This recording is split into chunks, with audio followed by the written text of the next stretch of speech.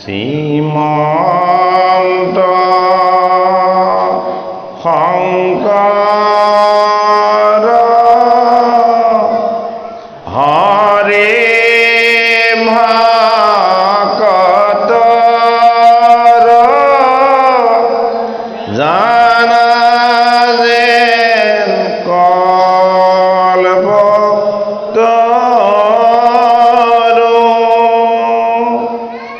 তাহান্দ বিনাই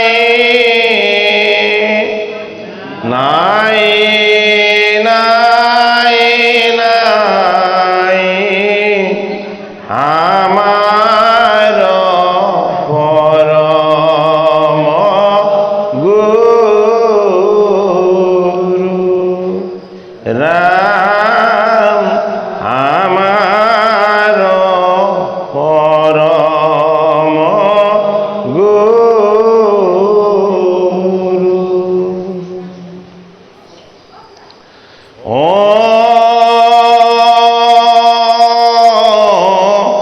নমো ভগৱতে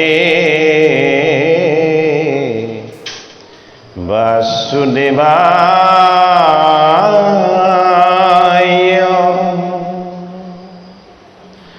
জন্মনৈস্যায়তুমন্নয়দিতরতে সত্যে সবিজ্ঞাসরৎ তেনে ব্রহ্মা হৃদয় কবয়ে মুহ্যন্তে যক্ষুরায় তেজো বর্মিদং যথা বিনিময়ো যট্টতি চক্রো মিশা ধন্যাসেন সদা নিরস্তকুহকং সত্যং পরম ধীমহি ধর্মপূর্জিতা কৈতবাবস্ত পরমো নিমৎস শরণং সতং বেদং বাস্তবমত্র বস্তু শিবদং তাপত্রয়োমূলনম শ্রীমদ্ভগবতে মহামুনি কীতে কিংবা পুরীশ্বরঃ চদ্রোহৃদে অবদুদ্ধতে যক্ষকিটিবে শুশুবে তৎক্ষণাৎ নিগমাকল্পতরো গলিতং ফলং সুখমুখস্মিতদ্রব সংযুতম পিয়ত ভাগবত রসমলয়ং মুহুরুহু রসিকা ভূমি ভাউকা। নলবাৰী নামঘৰৰ ধাৰাবাহিকভাৱে আমি আগবঢ়াই অহা ভাগৱত পাঠ আৰু পৰ্যালোচনাত উপবিষ্ট হে কৃপালু গুৰুমূৰ্তি ভকত বৈষ্ণৱ বাপ বান্ধৱাই তথা সেৱকী সমস্তজন আমি আপোনাৰ সব সমস্তজনৰ চৰণত ভক্তিপূৰ্ণ সেৱা জনাই ভাগৱতৰ দ্বিতীয় স্কন্ধৰ ব্ৰহ্মা নাৰদ সংবাদৰ ভগৱন্তৰ লীলা অৱতাৰৰ কথা এতিয়া আমাৰ পাঠ কীৰ্তন হৈ আছে। আমি যোৱাভাগী পাঠত আমি য'ৰ পৰা এৰিছিলোঁ আকৌ পুনৰ এই পাঠভাগৰ আমি তাৰ পৰা আৰম্ভ কৰিবলৈ লৈছোঁ। সৃষ্টিকৰ্তা ব্ৰহ্মাই দেৱঋষি নাৰদক ভগৱন্ত ঈশ্বৰে যিকেইটা লীলা তেওঁ নাৰদক লগ পাওঁতে ইতিমধ্যে ধৰিলে সেইকেইটাৰ কথা ক'লে আৰু এতিয়া সেইকেইটা লীলাৰ কথা নাৰদক ক'ব যিকেইটা ভগৱন্তই সেই অৱতাৰ ৰূপ ধাৰণ কৰাই নাই, যিকেইটা ভৱিষ্যত, যিকেইটা হ'বহে হোৱা নাই। ভাগৱত বৈকুণ্ঠৰ শাস্ত্ৰ। এই শাস্ত্ৰত সনাতন সত্য ঈশ্বৰ তত্ত্ব অতীত বৰ্তমান আৰু ভৱিষ্যত সমস্তখিনি কথাই ভগৱন্ত প্ৰভুৱে ইয়াত স্থান দিছে।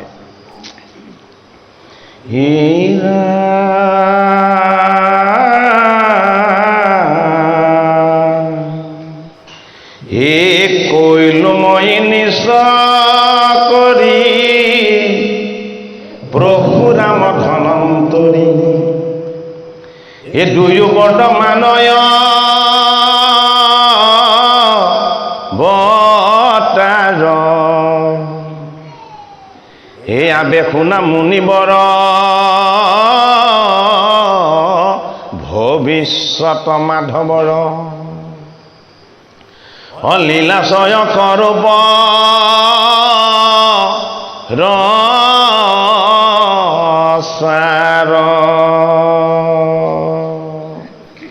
পৰশুৰাম আৰু ধনন্তৰী অৱতাৰ বৰ্তমান ঈশ্বৰে ধাৰণ কৰি গৈছে। হে মুনিবৰ দেৱঋষি নাৰদ, মই তোমাক এতিয়া ভগৱন্ত প্ৰভুৱে যিকেইটা অৱতাৰ ধাৰণ কৰা নাই, এই ধাৰণ নকৰা অৱতাৰ কেইটাৰ বিষয়ে মই তোমাক এতিয়া কম। এই কথা কেতিয়া কৈছে? সত্য যুগতেই কৈছে।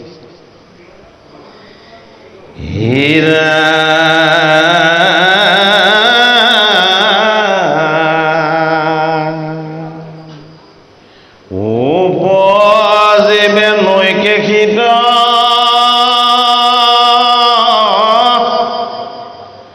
ৰাৱণয় ধৰ্মচিত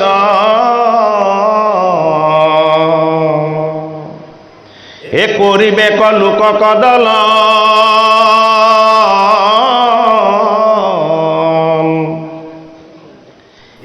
তাত হন্তে হুয়া ভয়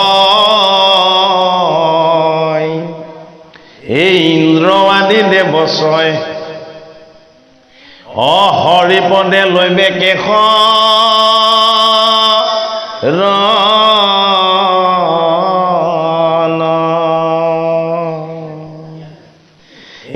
আমাক প্ৰসাদ দিত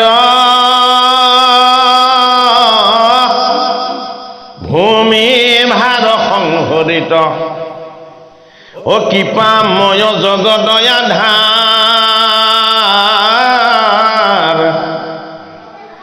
ৰামচন্দ্ৰ লক্ষ্মণ ভৰত যে শত্ৰুঘ্ন চাৰি ৰূপে হৈবাই অৱতাৰ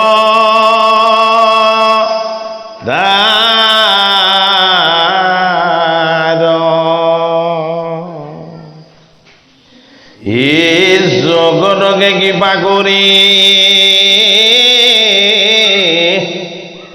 মনুষ্যৰ ভাৱ ধৰি ভগত বেটিৰ কপালি জানে কি লক্ষ্মণ সংগে বন কচলিবা ৰংগে মাথে জটা ধৰিব নমালি।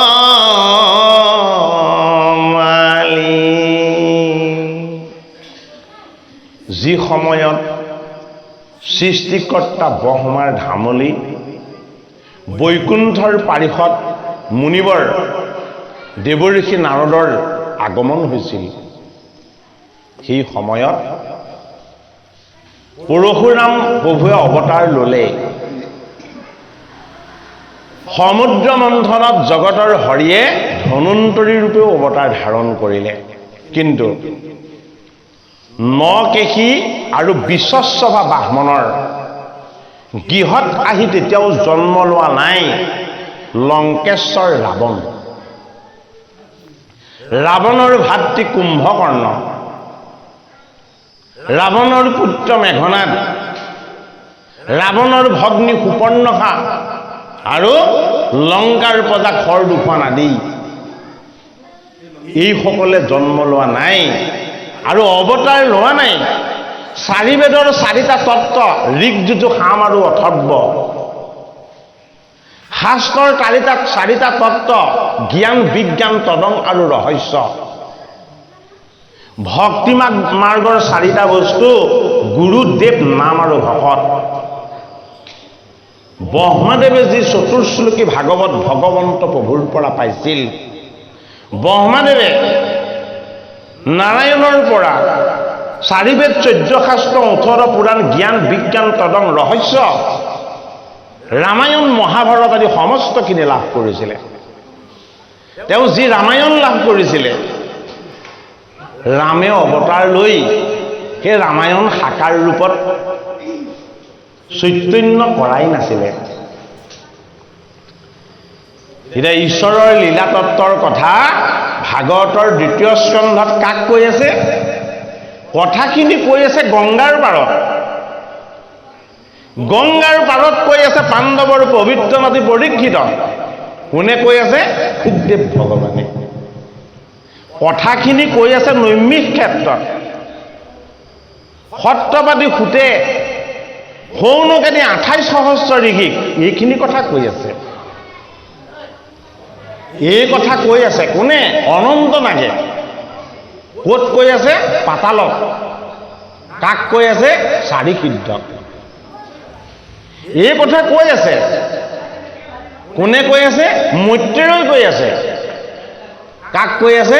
বিদুৰক। অৰ্থাৎ ভাগৱত কথা মানে কৃষ্ণ কথা মানে সনাতন কথা।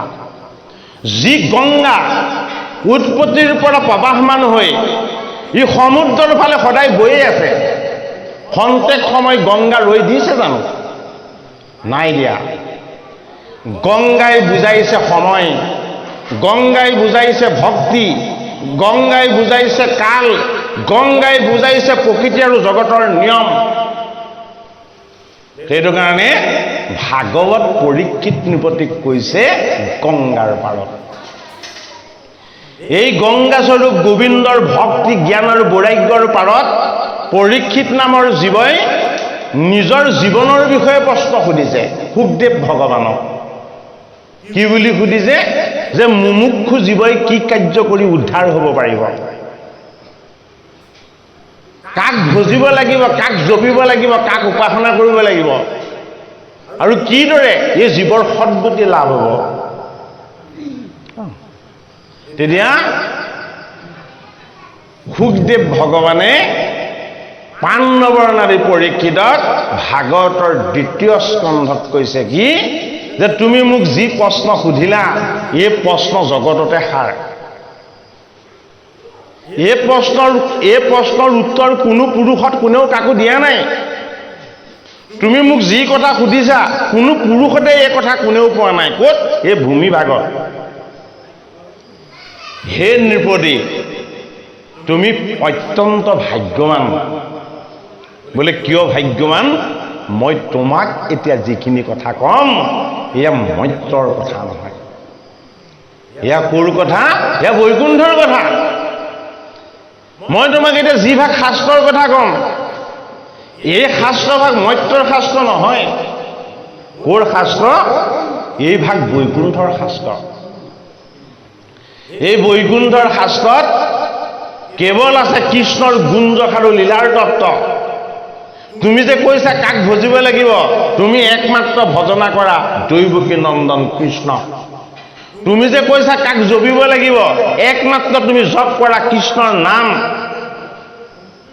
তুমি যে প্ৰশ্ন কৰিছিলা যে আমাৰ ইষ্টদেৱ কোন, যে আমাৰ ইষ্টদেৱ হ'ল দৈৱকী নন্দন কৃষ্ণ। আৰু এই ইষ্টদেৱ কৃষ্ণক উপাসনা কৰা সকলে কি কৰে? মহাভাগৱত মহাধৰ্ম পালন কৰে। ভাগৱতৰ 2য় স্কন্ধত এতিয়া শুকদেৱে কৈ আছে কি? মহাভাগৱত মহাধৰ্ম। এই মহাভাগৱত মহাধৰ্মৰ আটাইতকৈ ৰহস্য তত্ত্বটো হ'ল কি? ভগৱন্তৰ লীলা। ভগৱন্তৰ মধুৰ তত্ত্ববিলাক কি কি? ভগৱন্তৰ মধুৰ তত্ত্ববিলাক ৰসময়, আনন্দময় আৰু কি? উদ্ধাৰকাৰী। সেইটো কাৰণে ভগৱন্তৰ নাম কি? নাম হ'ল ভগৱন্তৰ নিৰ্গুণ তত্ত্ব। সেইটো কাৰণে নামক যদি পান কৰা যায়, নামৰ মধুৰতাক যি পান কৰে সি নাম মাধুৰী লাভ কৰে। ভগৱন্তই অৱতাৰ লৈ ভগৱন্তই যি লীলা কৰিছে, এই লীলাৰ কথাক যি পান কৰে সি লীলা মাধুৰী পান কৰে। ভগৱন্তৰ যি শ্যাম সুন্দৰ ৰূপ ভাগৱতত বৰ্ণনা কৰিছে, সুখদেৱ ভগৱানে, সৃষ্টিকৰ্তা ব্ৰহ্মাই, দেৱঋষি নাৰদে আৰু সুতমুনিয়ে ভগৱন্তৰ ৰূপৰ সমান আনন্দময় ৰূপ এই জগতত ক'তো নাই। সেইটো কাৰণে ভগৱন্তৰ এটা মাধুৰী কি? ৰূপ মাধুৰী। গতিকে ভগৱানৰ লগত মধুৰ মাধুৰী, মাধুৰ্যময় তত্ত্ব কি আছে? নাম মাধুৰী, ৰূপ মাধুৰী, লীলা মাধুৰী আৰু কি? ভগৱন্তৰ যশ মাধুৰী। আমাক যে কয় যে ভগৱন্তৰ ভকতে ভগৱন্তৰ মধু পান কৰে। গতিকে এই মধু কি? এটা হ'ল নাম, নামত থকা মধুৰতা ঈশ্বৰৰ তত্ত্ব। এটা হ'ল ভগৱন্তৰ ৰূপ, ৰূপত থকা ভগৱন্তৰ মধুৰতা ভকতে পান কৰে। এটা হ'ল কি? এটা হ'ল ভগৱন্তৰ লীলা। এই ৰূপ, লীলা আৰু নাম আৰু ভগৱন্তৰ স্থান কি? ভগৱন্তৰ স্থান হ'ল বৈকুণ্ঠ। ভগৱন্তৰ স্থান হ'ল এই জগতৰ বিৰাট তত্ত্ব। জগতৰ প্ৰতিটো কণাত, প্ৰতিটো বস্তুত ভগৱন্ত প্ৰভু বিৰাজমান হৈ আছে। কেনেকে? গোপন ৰহস্য হৈ। সেইটো কাৰণে কি? ভগৱন্তৰ ধাম মাধুৰী, ৰূপ, লীলা, নাম আৰু ধাম, এই চাৰিটা তত্ত্ব ক'ত আছে? ভগৱন্তৰ লীলাত আছে। সেইটো কাৰণে ভগৱন্তই সময়ে সময়ে এনেকুৱা একোটা ৰূপ ধাৰণ কৰিছে, তেওঁ যে ঈশ্বৰ অজ্ঞানীজনে মানিবলৈকে টান পাব। কিহৰ ৰূপ লৈছে? এবাৰ লৈছে মৎস্যৰ ৰূপ, এবাৰ লৈছে কুৰ্মৰ ৰূপ, এবাৰ লৈছে বৰাহৰ ৰূপ, এবাৰ লৈছে নৰসিংহৰ ৰূপ, এবাৰ লৈছে হংসৰ ৰূপ, এবাৰ লৈছে অনন্ত ৰূপ। হয়নে বাৰু? এই ৰূপবিলাকৰ কথা যদি আমি ভাবি দিওঁ, এনেকুৱা লাগিব যে ঈশ্বৰ প্ৰভুৱেনো এইবিলাক ৰূপ কিয় লৈছে? হয়নে? ভগৱন্তৰ ৰূপ মাধুৰী আমি যাতে পান কৰোঁ। এই ৰূপত যিখিনি ঈশ্বৰৰ তত্ত্ব বিৰাজমান, ইয়াতেই বাস কৰি আছে ভগৱন্তৰ লীলা, এয়া হ'ল লীলা মাধুৰী, আমি যাতে পান কৰোঁ। সেইটো কাৰণে সৃষ্টিকৰ্তা ব্ৰহ্মাই সহস্ৰ সহস্ৰ বছৰ সাধনাৰ বলত ভগৱন্ত প্ৰভুৰ পৰম কৃপা লাভ কৰি যি ভাগৱত অমৃত তেওঁ লাভ কৰিছিলে, এই অমৃত তেওঁ হৃদয়ত সদায় ৰাখি থ'ব নোৱাৰে। বোলে কি? এয়া মই বিলাই দিব লাগিব। এটা কাক বিলাব? অশস্ত সৰ্ববিখ্যানম দেৱৰ্ষীনাম সনাৰদ গন্ধৰ্বনম চিত্তৰথ সিদ্ধিনাম গো ভিনু মুনি। কাক দিব লাগিব? যে মোৰ প্ৰাণৰ পুত্ৰ মুনিবৰ, যিজন দেৱঋষি, যিজন ঈশ্বৰৰ অংশ অৱতাৰ, এইজন দেৱঋষি নাৰদক দিব লাগিব। বোলে কিয় দিব লাগিব? নাৰদৰ হাতত আছে দিব্য বীণা, নাৰদৰ বাহন আছে দিব্য ঢেঁকী। হয়নে?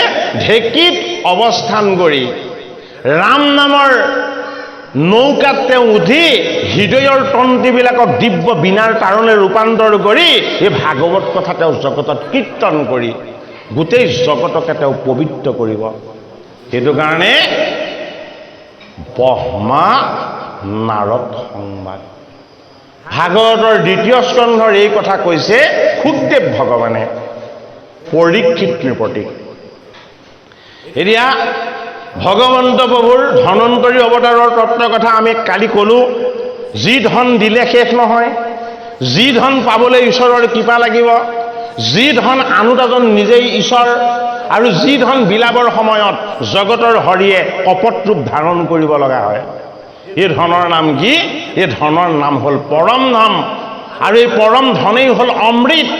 এই অমৃতৰ পাত্ৰৰূপী ঈশ্বৰৰ তত্ত্ববিলাকক সেই দিব্য পাত্ৰত যি ধাৰণ কৰি লৈ আহে, সেয়া বেলেগ নহয়, সেয়া ভগৱন্ত প্ৰভু নিজৰ ঈশ্বৰ। আৰু সেইজন কি? সেইজন হ'ল ধনন্তৰী। বোলে কি?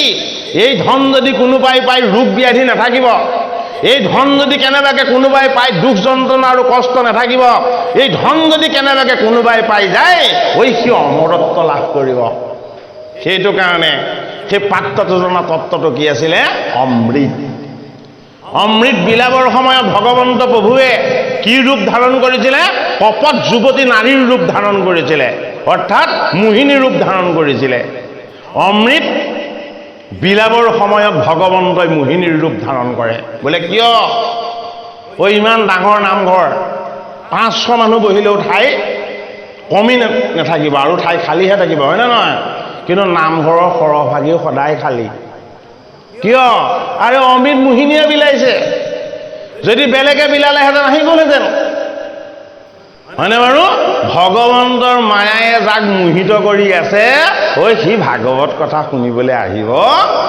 নোৱাৰে এইটো কাৰণে ভগৱন্তই এই অমৃত কথা বিলাবৰ সময়ত মোহিনীৰ ৰূপ লৈ লৈছে মোহিনীৰ ৰূপত দুটা তত্ত্ব আছে এটা হ'ল সকাম এটা হ'ল নিষ্কাম নিষ্কামত পোৱা যায় অমৃতৰ সাৰখিনি আৰু সকামত পোৱা যায় কি সকামত সদায় অমৃতৰ পৰা বঞ্চিত পোৱা যায়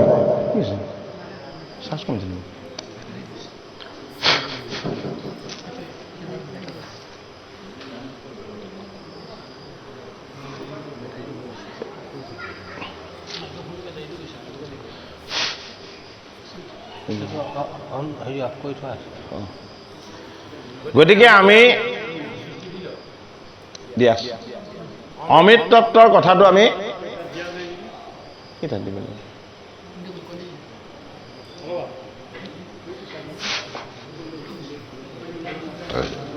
অমৃত তত্ত্বৰ কথাটো আমি এতিয়া বুজিব লাগিব অমৃত কোনে বিলাব অমৃত বিলাব কপট যুৱতীৰ ৰূপ লৈ মোহিনীয়ে হয়নে এই মোহিনীৰ ৰূপটো অমৃত বিলাবৰ সময়ত ভগৱন্তই ধৰি দেখুৱাইছে বোলে কিয় ধৰি দেখুৱাইছে বোলে মই মোহিত কৰি ৰাখোঁ জীৱক সংসাৰত এই সংসাৰত জীৱবিলাকক মোহিত কৰি মই সিহঁতক কি কৰোঁ মই সিহঁতক আসুৰী বৃত্তিৰ ফালে লৈ যাওঁ সিহঁতৰ লগত মই ঈশ্বৰ তত্ত্ব দি পঠিয়াইছিলোঁ কিন্তু মই সিহঁতক কি কৰোঁ মই সিহঁতক দৈত্য আৰু অসুৰৰ ফালে লৈ যাওঁ সেইটো কাৰণে অসুৰ আৰু দৈত্যবিলাকক কি দিলে ৰূপ একেটাই মোহিনী হয়নে বাৰুণী দিলে যে বাৰুণীটোনো কি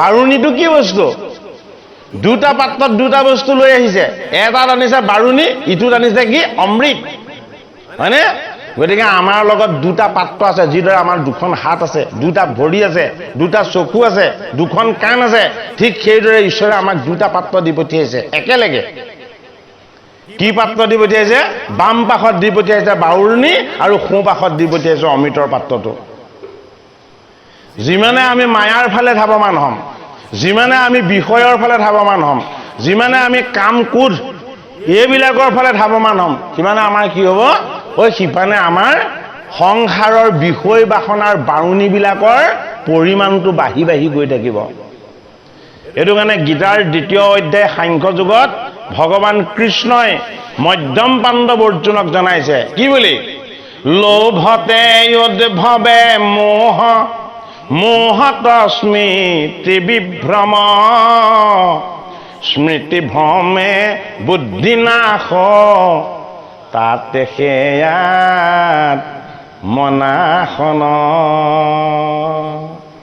লোভতে উদ্ভৱে মোহ মোহত স্মৃতি ভ্ৰম স্মৃতি ভ্ৰমে বুদ্ধি নাশ তাতে সে আত্মনাশন কাৰ হ'ল পৰীক্ষিতৰ হ'ল লোভ লাগিলে বনৰ হৰিণাকেইটালে হৰিণাকেইটাৰ মোহত পৰাৰ কাৰণে কি হৈ গ'ল লোভতে উদ্ভৱে মোহ মোহতে উদ্ভৱে কাম বোলে কি ইহঁতক মাৰি মই এইকেইটা ভক্ষণ কৰিব লাগিব কাম আহি গ'ল হয়নে এটাও ধৰিব নোৱাৰাৰ কাৰণে কোধ আহি গ'ল তৃষ্ণা অহাৰ কাৰণে আৰু বেছি খং উঠিলে ঋষিৰ আশ্ৰমত গৈ শ্ৰমিকক দেখা পায়ো ব্ৰাহ্মণ ঋষিক চিনি নাপালে কি হ'ল কটু বাক্য প্ৰয়োগ কৰিলে আৰু গলত মৰা সাপ মেৰিয়ালে কি হৈছিলে তেতিয়া পৰীক্ষিতৰ স্মৃতি বিভ্ৰম হৈছিলে মন ভ্ৰমিত হৈছিলে আৰু তাৰ পৰা কি পৰিণাম উৎপত্তি হ'ল সিংগী ৰূপী ক্ৰোধ ক্ৰোধৰ পৰিণামেই হ'ল মৃত্যু সেইটো কাৰণে সিংগী মুনি অভিশাপ দি দিলে বোলে যি অধম ৰজাই মোৰ পিতৃৰ শুদ্ধ পবিত্ৰ দেহত অপবিত্ৰ মৰা সাপ মেৰিয়াই অশুদ্ধ কৰিছে, ব্ৰাহ্মণৰ ব্ৰহ্মতত্ত্বক চিনি নাপায় যি নষ্ট কৰিবলৈ যত্ন কৰিছে, সি এই পৃথিৱীত জীয়াই থকাৰ অধিকাৰ নাই। সি যদি জীয়াই থাকে পৃথিৱীত আৰু বহুত বেছি পাপ সংঘটিত কৰিব। সেইটো কাৰণে কি অভিশাপ দি দিলে? 7 দিনতে তক্ষকনেকে দংশন কৰি মৃত্যু দিব। ভগৱন্তৰ লীলা অৱতাৰ। ভগৱান এই ভিগুপতি ৰাম এই লীলা অৱতাৰৰ তত্ত্বত ভগৱন্ত প্ৰভুৱে এবাৰ বিষ্ণুৰ পৰা অৱতাৰ ল'লে কি হয়? পৰশুৰাম হয়। কাইলৈ আমি পৰশুৰাম ঈশ্বৰৰ তত্ত্ব কথাখিনি ভালকৈ কোৱা নহ'ল। আজি পৰশুৰাম ঈশ্বৰৰ সমস্ত তত্ত্ব কথাখিনি আমি ক'বলৈ যত্ন কৰিম। যিহেতু আপোনালোকৰ এই পুণ্যধাম নামঘৰত আমি আগতেই কৈছোঁ যে ইয়াত এটা পদৰো এটা কথাৰো কোনো খুটি নাটি যাতে ৰৈ নাযায়, গোটেইখিনি কথা যাতে আমি খুটি নাটি মাৰি বুজি যাব পাৰোঁ, হয়নে বাৰু? পৰশুৰাম কাৰ পুত্ৰ? পৰশুৰাম হ'ল যমদগ্নিৰ পুত্ৰ। যমদগ্নি কাৰ পুত্ৰ আছিলে? যমদগ্নি আছিলে ঋষিক ঋষিৰ পুত্ৰ। এই কথাখিনি আমি ক'ত পাম? এই কথাখিনি পাম আমি ভাগৱতৰ 9ম স্কন্ধত। ভাগৱতৰ 9ম স্কন্ধৰ হৰিৰ অৱতাৰৰ লীলাতত্ত্বৰ কথাত এই কথাখিনি আমি পাম। তথাপিতো আমাৰ প্ৰসংগ ওলাইছে যেতিয়া আমি পৰশুৰাম অৱতাৰৰ তত্ত্ব কথাখিনি আমি ভালদৰে বুজিব লাগিব। ঋষিক ঋষিয়ে সত্যৱতী নামৰ এগৰাকী কন্যাক বিয়া কৰাইছিলে। সত্যৱতী কেনেকৈ বিয়া কৰাইছিলে? সত্যৱতী আছিলে অনন্য সুন্দৰী। যিজনে সত্যৱতীৰ পিতৃক 1000 সোণৰ বৰণৰ ঘোঁৰা দান দিব পাৰিব, তাকহে সত্যৱতীক বিবাহ দিব সেইজনলৈ। জগতত এনে কোনো নোলাল সেই কাম কৰিব পৰা। কিন্তু ঋষিক ঋষিয়ে তপস্যা আৰু সাধনাৰ বলত 1000খন সোণ বৰণৰ ঘোঁৰা বা অশ্ব কি কৰিলে? পিতৃক দান কৰিলে আৰু সত্যৱতীক বিবাহ কৰালে। সত্যৱতীক বিবাহ কৰাই যেতিয়া আনিলে, ঋষিক ঋষিৰ ভাৰ্যা সত্যৱতীৰ সতি সন্তান নাই। কেইবছৰ হ'ল? বিয়া পাতি অনা 1000 বছৰ হৈ গ'ল। যেতিয়া সতি সন্তান নহ'লে, এদিন সত্যৱতীয়ে ঋষিক ক'লে যে হে মোৰ স্বামী, মোক এতিয়া এটা পুত্ৰ লাগিব। এটা পুত্ৰ লাগিব মোৰ কাৰণে, আৰু এটা পুত্ৰ লাগিব কাৰ কাৰণে? মোৰ মাতৃৰ কাৰণে। কথাখিনি ভালকৈ শুনক। এটা পুত্ৰ সন্তান লাগিব মোৰ কাৰণে। কাৰ কাৰণে? সত্যৱতীৰ কাৰণে। আৰু এটা পুত্ৰ সন্তান লাগিব কাৰ কাৰণে? মাতৃ। মোৰ মাতৃৰ কাৰণে। বোলে কিয়? মই মাতৃৰ একমাত্ৰ কন্যা আছিলোঁ, আমাৰ পুত্ৰ সন্তান নাই। গতিকে আপোনাৰ তপোময় সাধনাৰ বলত মোৰ মাতৃৰো এটি সন্তান হ'ব লাগিব। তেতিয়া কি কৰিলে? ঋষিক ঋষিয়ে তপ জপ আৰু সাধনাৰ বলত তেওঁ দুভাগ ক্ষীৰ নিৰ্মাণ কৰিলে। এভাগ ক্ষীৰ নিৰ্মাণ কৰিছে কিয়? তেওঁ পিতৃ ক্ষত্ৰিয় আছিলে, সেইটো কাৰণে ৰুদ্ৰ মন্ত্ৰৰে। আৰু এভাগ নিৰ্মাণ কৰিছে কিহেৰে? বিষ্ণু মন্ত্ৰৰে। কিয়? তেওঁ ব্ৰাহ্মণ। দুভাগ ক্ষীৰ তেওঁ প্ৰস্তুত কৰিলে দুগৰাকীৰ কাৰণে। এগৰাকী সত্যৱতী মাতৃৰ কাৰণে আৰু এভাগ সত্যৱতীৰ কাৰণে। 2 ভাগ অন্ন প্ৰস্তুত কৰি তেওঁ ৰাখিলে। ৰাখি তেতিয়াহে দিব খাবলৈ যেতিয়া তেওঁ আকৌ স্নান কৰি আহিব। তেওঁ স্নান কৰিবলৈ গ'ল। স্নান কৰি আহি পেলাই দেখিছে এভাগ খাই থোৱা আছে, ইভাগ পাত্ৰ পূৰ হৈ আছে। তেতিয়া ভাৰ্যা সত্যৱতীক সুধিলে, কি কাম কৰিলা? বোলে মই ৰ'ব নোৱাৰিলোঁ, মোক পুত্ৰ সন্তান লাগে। এই তাৰণাত মই ক্ৰমান্বয়ে মই উদ্বিগ্ন হ'বলৈ ল'লোঁ, আৰু মোৰ স্বামীয়ে যেতিয়া মোৰ প্ৰস্তুত কৰিছেই, গতিকে মই মোৰ ভাগটো লোৱাত কোনো আপত্তি নাই। তেতিয়া কি হ'ল? যি ভাগ মাকলে প্ৰস্তুত কৰিছিলে সেই ভাগ লৈ ল'লে। মাকলে প্ৰস্তুত কৰিছিলে ৰুদ্ৰ মন্ত্ৰৰে, সেই ভাগ জীয়েকে খালে। আৰু বিষ্ণু মন্ত্ৰৰে সৈতে যি ভাগ অৰ্পণ কৰিছিলে সেই ভাগ মাকলে পৰিলে, হয়নে? এই বিষ্ণু মন্ত্ৰৰে প্ৰস্তুত কৰা যি অন্ন তেওঁ মাতৃয়ে খালে, সেইজন ৰামচন্দ্ৰৰ গুৰু হ'ল। এতিয়া ৰাম অৱতাৰৰ কথা ওলাব। সেইজন ৰামচন্দ্ৰৰ গুৰু হ'ল। সিদ্ধাশ্ৰমত শকুন্তলাৰ যিজন পিতৃ আছিলে,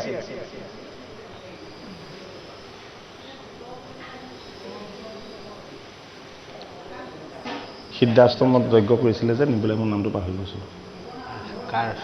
এই ৰামচন্দ্ৰক যে নিবলৈ আহিছিলে, ইফালে হ'ল যমদগ্নিৰ পুত্ৰ হ'ল পৰশুৰাম, আৰু ইজন যে ঋষিৰতে হেৰি কেলে আপোনাৰ নাম মনত আছে, কেলে ৰামচন্দ্ৰ নহয়, ৰামচন্দ্ৰক যে নিবলৈ আহিছিলে বশিষ্ঠৰ আশ্ৰম, বশিষ্ঠ নহয়, ইজন কিয় নামটো মনলৈ অহা নাই। কেলে সিদ্ধাশ্ৰমত যজ্ঞ কৰিবলৈ ৰখিবলৈ যে নিবলৈ আহিছে, ৰাম আৰু লক্ষ্মণৰ যজ্ঞ ৰক্ষা কৰিব যে, বিশ্বামিত্ৰ, নামটো মনত আনিছেনে? বিশ্বামিত্ৰ ঋষিৰ জন্ম হ'ল। এতিয়া বিশ্বামিত্ৰ ঋষিৰ যেতিয়া বিষ্ণু মন্ত্ৰৰে ক্ষত্ৰিয়ৰ গৃহত বিশ্বামিত্ৰ ঋষিৰ জন্ম হ'ল, আৰু ব্ৰাহ্মণৰ গৃহত কোন জন্ম হ'ল? ব্ৰাহ্মণৰ গৃহত জন্ম হ'ল ৰুদ্ৰৰ মন্ত্ৰৰে যমদগ্নি। এতিয়া তেওঁ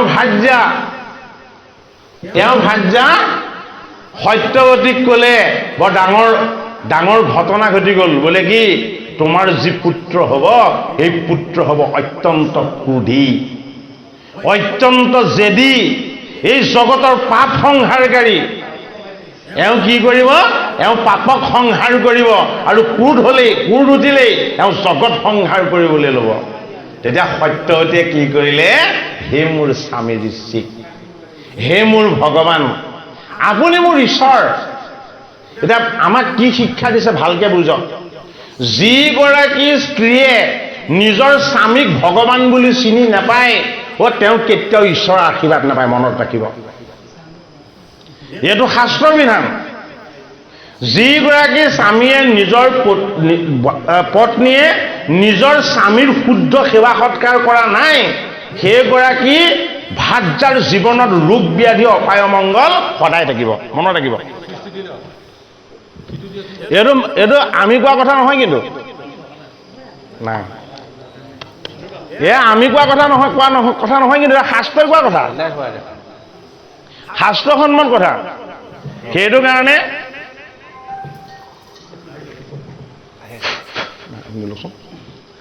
কাৰণে আমি শাস্ত্ৰৰ নীতি নিয়মবিলাক মানিব লাগিব। শাস্ত্ৰৰ নীতি নিয়ম যিমানে নমনা হৈছো, ল'ৰা ছোৱালীক মোবাইল নল'বৰ কাৰণে, বেয়া নকৰিবৰ কাৰণে, ধৈৰ্যশীল হ'বৰ কাৰণে, হয়নে? কিমান যে মেডিটেশ্যন আদি কিমান যে কৰাব লগা হৈছে, তাৰ সীমা সংখ্যা নাই। যিমান চিকিৎসা কৰিছে চব চিকিৎসাই ফেইল হৈছে। কিয়? তাৰ আচল কাৰণটো কি? মাতৃগৰাকীৰ স্বামীৰ প্ৰতি ভক্তি নাই, প্ৰথম কথা। দ্বিতীয় কথা, স্বামীগৰাকীৰ নিজৰ ভাৰ্যাৰ প্ৰতি যি ঐশ্বৰিক প্ৰেম থাকিব লাগে, সেই প্ৰেম নাই। যি দুজন স্বামী স্ত্ৰীৰ লগত বিষ্ণুৰ ভক্তি আৰু ঈশ্বৰৰ প্ৰেম, এই দুটা বস্তু যাৰ লগত নাই, তাৰ সতি সন্তান ধনী হ'ব পাৰিব, সম্পদৰ গৰাকী হ'ব পাৰিব, কিন্তু সুখ সমৃদ্ধি আৰু জগতৰ মংগলদায়ক এটা বাতাবৰণ সৃষ্টি কৰিব পৰা গুণৰ গৰাকী কেতিয়াও নহয়। সেইটো কাৰণে হৰিয়ে অৱতাৰ লৈ দেখুৱাইছে, অৱতাৰৰ যোগেদি আমাক শিক্ষা দিব বিচাৰিছে। কি শিক্ষা দিব বিচাৰিছে? সত্যৱতীয়ে ঈশ্বৰ সেৱা কৰা নাই, সত্যৱতীয়ে সদায় সেৱা কৰিছে কাক? ঋষিক ঋষিক। ঋষিক ঋষি তপময় সাধনময়। এই সাধনময় ঋষিৰ তেওঁ সদায় চৰণ সেৱা কৰে, ভগৱান বুলি তেওঁক উপাসনা কৰে। আৰু এদিন ক'লে, বোলে কি, মোক এটা পুত্ৰ সন্তান লাগিব, আৰু লাগিব এটা মোৰ মাতৃৰ কাৰণে, হয়নে? সাধনাৰ ফল যে কেতিয়াও অথলে নাযায়, সেৱাৰ ফল যে কেতিয়াও বিফল নহয়, এয়া ভাগৱত শাস্ত্ৰই আমাক বুজাইছে। তেতিয়া কি হ'ল? এই যে পুত্ৰটো যে জন্ম হ'ল, ক্ৰোধী হ'ব বুলি ক'লে, জেদী হ'ব বুলি ক'লে, অত্যন্ত মানে ক্ষয়ংকাৰী হ'ব বোলে, তেতিয়া সত্যৱতীয়ে নিজৰ স্বামী ঋষিক ঋষিক স্তুতি কৰিলে, হে মোৰ স্বামী, এই অৱগুণটোৰ পৰা আপুনি মোক মুক্ত কৰি দিব নোৱাৰেনে? আপুনি যে এজন সাধনময় ঋষি, আপুনি মোৰ ঈশ্বৰ ভগৱান, আপুনি মোক এই দুখটোৰ পৰা মুক্ত কৰি দিব নোৱাৰেনে? তেতিয়া ঋষিয়ে ক'লে, ঠিক আছে, তুমি যেতিয়া মোক ঈশ্বৰ জ্ঞান কৰিলা তোমাৰ স্বামীক, মই এই দুখৰ পৰা তোমাক মুক্ত কৰি দিছোঁ, কিন্তু তোমাৰ নাতিৰ গালে এই গুণখিনি আহিব। তা যমদগ্নিৰ পুত্ৰ হ'ল কোন? যমদগ্নিৰ পুত্ৰ হ'ল পৰশুৰাম। যমদগ্নি কি হ'ল? ঈশ্বৰ ৰূপ হ'ল, সাধক ৰূপ হ'ল, আত্মা ৰূপ হ'ল। ৰুদ্ৰৰ মন্ত্ৰে নিৰ্মাণ কৰা অন্ন পান কৰা স্বত্তেও তেওঁৰ গাত কুট জেদ আৰু অহংকাৰ একো নাথাকিল। কিয়? হৰিৰ কৃপা লাভ কৰিলে। কাৰ কাৰণে? মাতৃৰ সেৱাৰ কাৰণে, পিতৃৰ সাধনাৰ কাৰণে। সেইটো কাৰণে আমাৰ পিতৃ মাতৃসকলৰ সতি সন্তান, খুব ভাল সতি সন্তান যদি আমি পাবলৈ হয়, তেতিয়াহ'লে আমি ভাল অন্ন খোৱালেই নহ'ব, হয়নে? ভাল চিকিৎসা কৰিলেই নহ'ব। আমাৰ মন প্ৰাণ আৰু হৃদয় এই বস্তুবিলাকক আমি নিৰ্মল কৰি ল'ব পাৰিব লাগিব। আৰু এইখিনি ক'ৰ পৰা কৰিব পৰা যাব? এইখিনি ভাগৱত শাস্ত্ৰৰ পৰা কৰিব পৰা যাব, গীতা শাস্ত্ৰৰ পৰা কৰিব পৰা যাব। সেইটো কাৰণে পাণ্ডৱৰ নাতি পৰীক্ষিতক ভাগৱত দিয়া হৈছে, পাণ্ডৱৰ বংশটো যাতে উদ্ধাৰ হয় সেইটো কাৰণে দিয়া হৈছে। গতিকে কি হ'ল? যেতিয়া যমদগ্নিৰ পুত্ৰ যেতিয়া পৰশুৰাম প্ৰভুৰ জন্ম হ'ল, তাৰ আগতে তেওঁ 4জন ভাতৃৰ জন্ম হৈছে।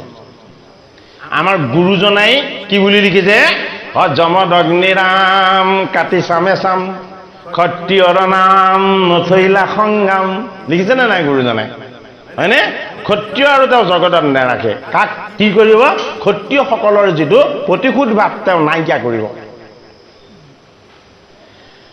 ক্ষত্ৰিয়বিলাকে কাক হিংসা কৰে? ব্ৰাহ্মণক।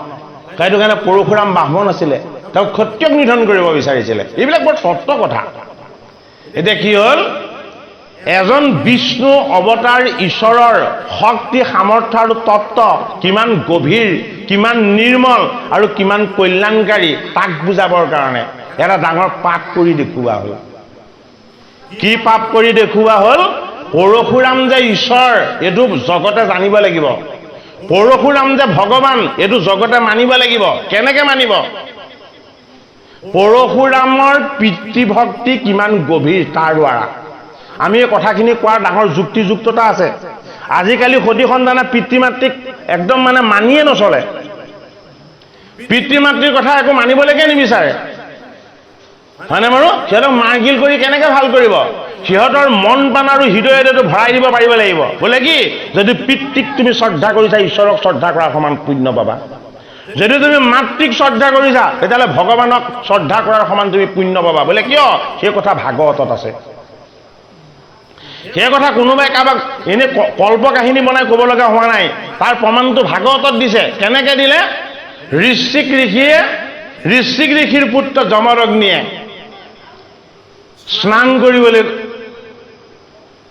গ'ল আৰু তেওঁ স্নান কৰি আহিলে। আহি কি কৰিলে? তেওঁ তপ জপত বহিলে। ভাৰ্যা ৰেণুকাক ক'লে যে তুমি নদীৰ পৰা জল আনাগে, মই তপ জপৰ পৰা উঠি মই জলপান কৰিব লাগিব, হয়নে? ৰেণুকাই কি কৰিলে? ৰেণুকাই দেখিলে গন্ধৰ্বসকলে তেওঁলোকৰ ভাৰ্যাৰ লগত সেই নদীত জল গেলি কৰি আছে। তপোময় ঋষিয়ে ৰেণুকা গৈ থাকোঁতেই দেখি আছে কেনি গৈছে, তেওঁ কি কৰি আছে, তেওঁ সাধনাত চব চাই আছে, টিভিত চোৱাৰ নিচিনাকে। আমাৰ যে ভিডিঅ' কলিং কৰে, তেওঁলোকৰ হৃদয়ত অন্তৰত ভিডিঅ' কলিং হৈ থাকে, ক'ত কি কৰি আছে চাব পাৰে। মনে মনে হা? এইবোৰ তপোময় সাধনা, সাধনাৰ বলত দৰ্শন পাব পাৰে। এয়া আত্মাৰ শক্তি, ঈশ্বৰৰ শক্তি, যান্ত্ৰিকতাতকৈও বহুত বেছি শ্ৰেষ্ঠ। দেখিলে গন্ধৰ্বৰ কাম নৃত্য চাই তেওঁ ভাৰ্যা কি হৈ আছে? কাম পাশত মুগ্ধ হৈ আছে।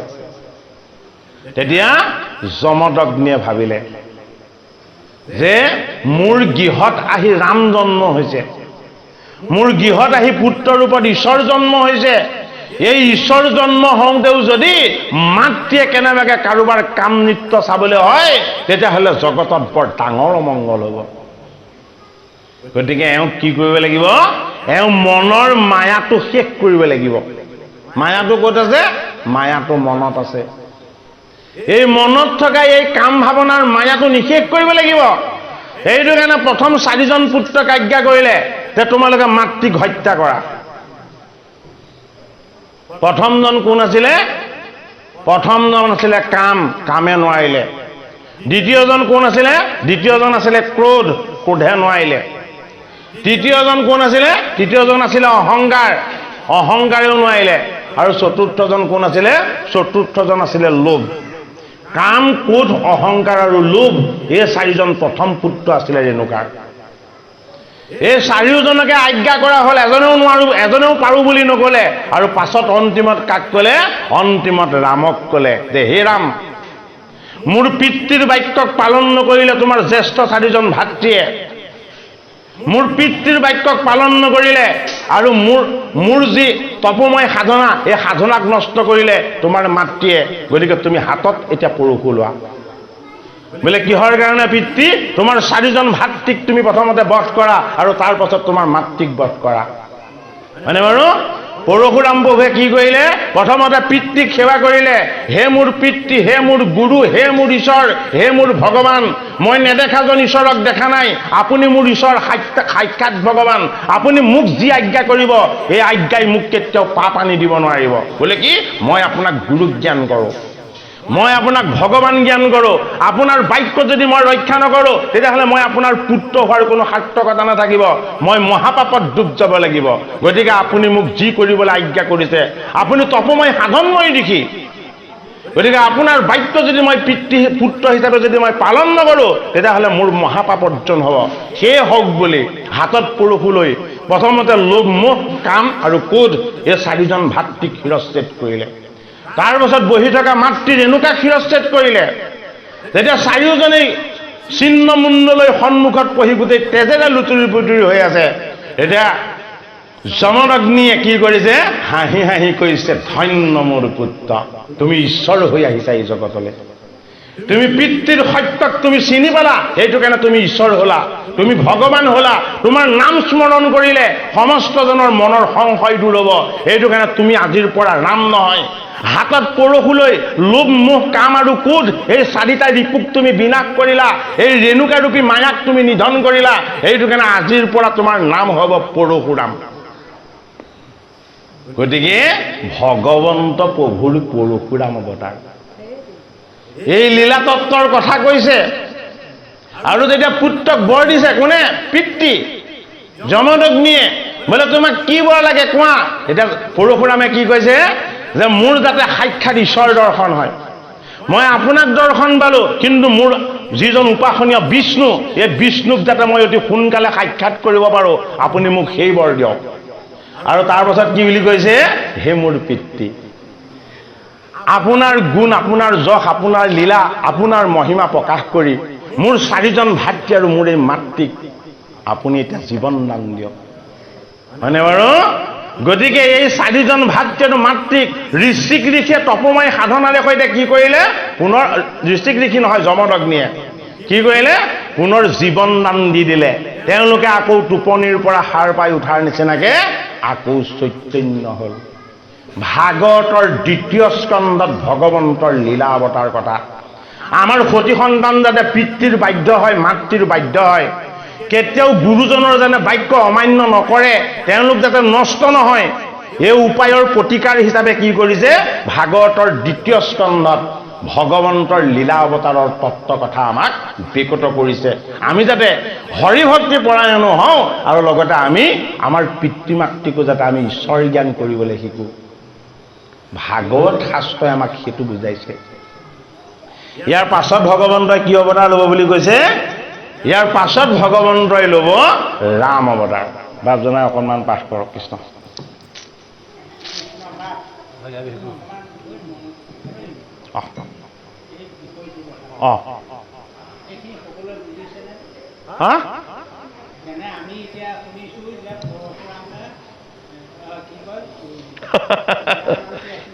যমদগ্নি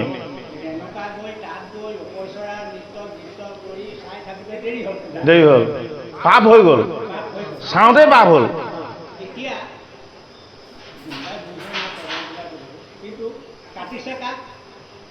মায়া মাতা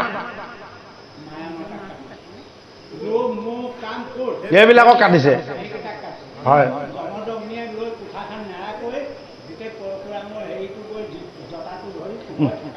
নাই, হয় হয় হয়, অঁ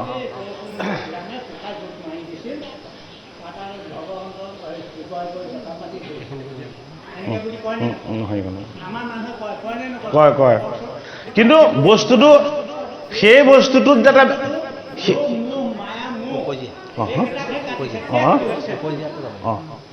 উপজীৱী তাৰমানে ভাগৱত শাস্ত্ৰই আমাক আচল প্ৰকৃত ঈশ্বৰ সংস্কাৰটো দিছে ইয়াত শুদ্ধ কথাখিনি দিয়া হৈছে সেইটো কাৰণে আমি এইখিনি কথাৰ অন্বেষণ কৰিলেই হ'ল বেলেগ কথাৰ ফালে আমি আৰু যাব নালাগে বাপজনা কৃষ্ণ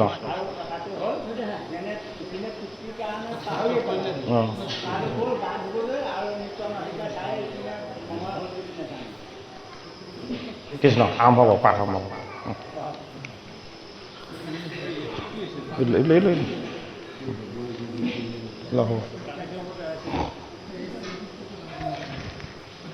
পাঠ পাওঁ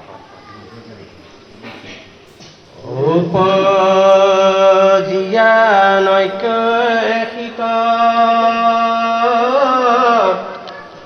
ৰাৱণয় ধৰ্মচিত্ত অকৰিবেক লোকক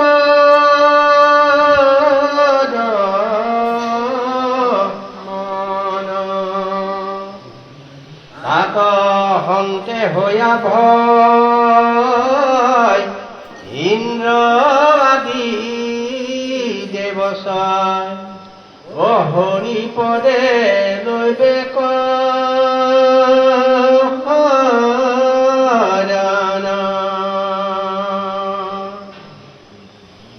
আমাক প্ৰসাদ দিত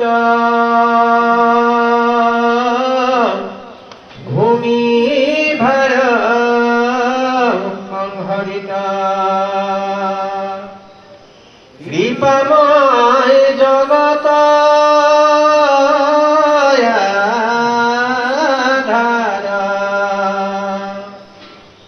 ৰামচন্দ্ৰ লক্ষ্মণ ভৰতৰ শত্ৰুঘ্ন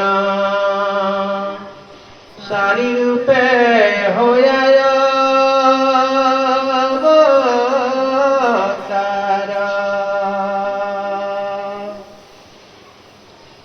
জগতক কৃপা কৰি মনুষ্যৰ ৰূপ ধৰি অভকত পিতৃক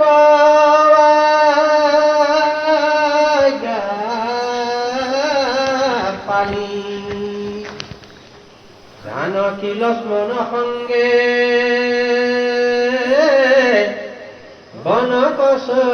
বনকচলিয়া ৰংগে ও মাথে জটা ধৰিব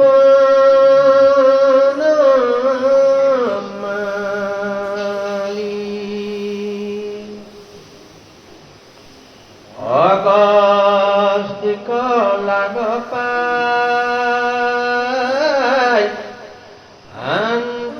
অনন্দৰে বুলি অনন্তৰে ৰামৰা অনন্দক বনতৰ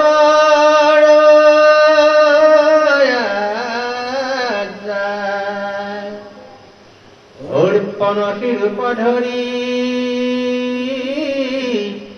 আঁকি বেক সত্ম কৰি অনাক কাণ কাটিবে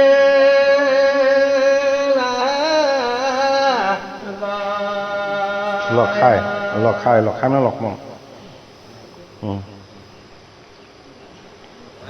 মহাৰাজ পায়াতাই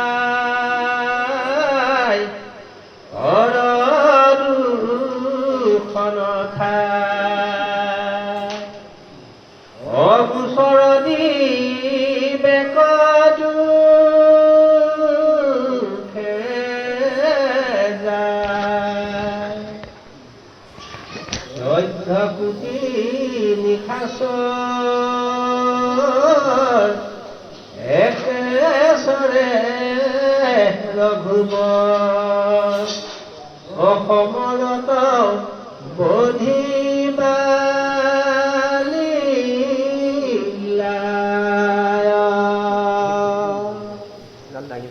আমি পৰশুৰাম অৱতাৰৰ তত্ত্ব কথা আপোনালোকক যি পাৰোঁ ক'লোঁ। এতিয়া আহি গ'ল ৰাম অৱতাৰৰ তত্ত্ব কথা। ৰাম এই জগতলৈ নামিবৰ কাৰণে মানৱ জাতিৰ পিতৃপুৰুষ স্বয়ম্ভুৱ মনুৱে সহস্ৰ বছৰ তপস্যা কৰিছিল। মানৱ জাতিৰ পিতৃপুৰুষ স্বয়ম্ভুৱ মনুৰ ভাৰ্যা শতৰূপাই। মনু কি? মনু এজন বৈষ্ণৱ। বৈষ্ণৱৰ ভাৰ্যা হ'ল শতৰূপা। শতৰূপা আৰু মনু দুইজনেই সহস্ৰ বছৰ তপস্যা কৰিছিল। হে জগতৰ হৰি, তোমাৰ আনন্দ তত্ত্ব দৰ্শন কৰি তপস্যা আৰু ধ্যানত থাকোঁতে আমি ব্ৰহ্ম আনন্দত বিলীন হৈ থাকোঁ। আৰু যেতিয়াই আমি তপস্যাৰ পৰা আঁতৰ হৈ পুনৰ আমি আমাৰ বাস্তৱ জীৱনলৈ আহোঁ, তেতিয়া আমাৰ মনত আকৌ লোভ মোহ কাম এইবিলাক আহি যায়। গতিকে আমাৰ মনৰ ইচ্ছাটো তুমি পূৰ কৰা। বোলে কি কৰি?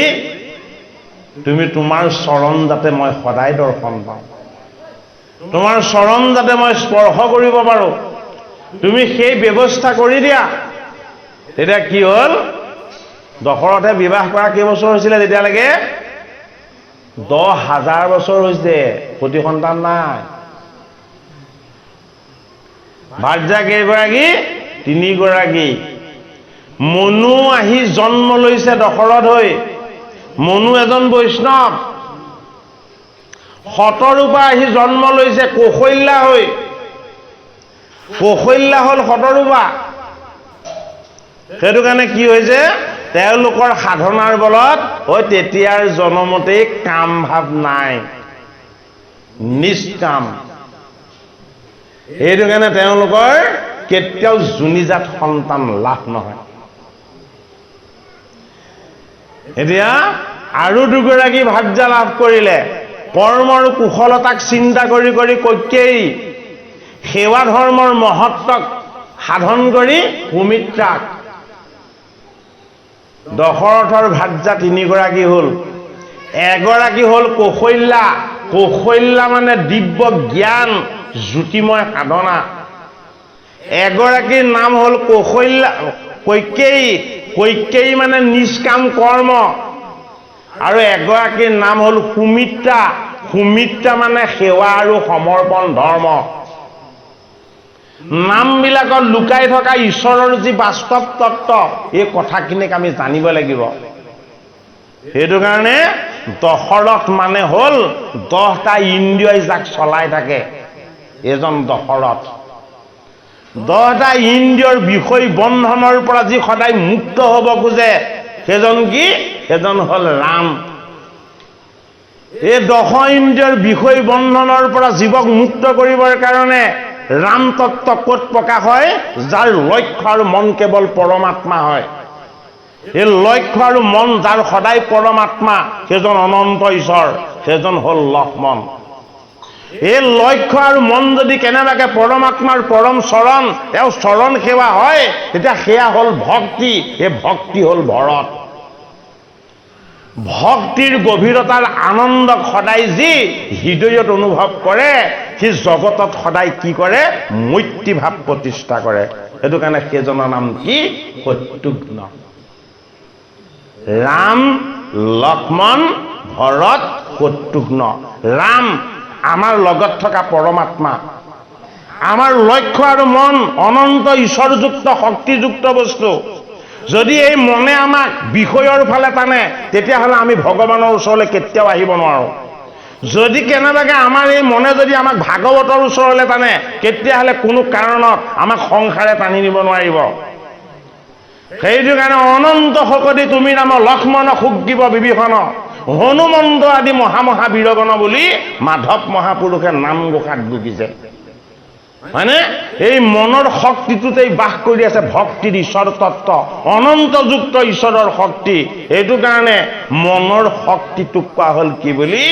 লক্ষ্য আৰু মন লক্ষ্মণ। এই লক্ষ্য আৰু মনে যদি কেৱল ৰামৰ চৰণ বিচাৰে, ৰামৰ সেৱা বিচাৰে, ৰামৰ উপাসনা বিচাৰে, তেতিয়াহ'লে তাতকৈ ডাঙৰ ভক্তি নাই। এই ভক্তিয়ে হ'ল ভৰত। সেইটো কাৰণে কৈকেয়ী মাতাই কি বুলি ক'লে?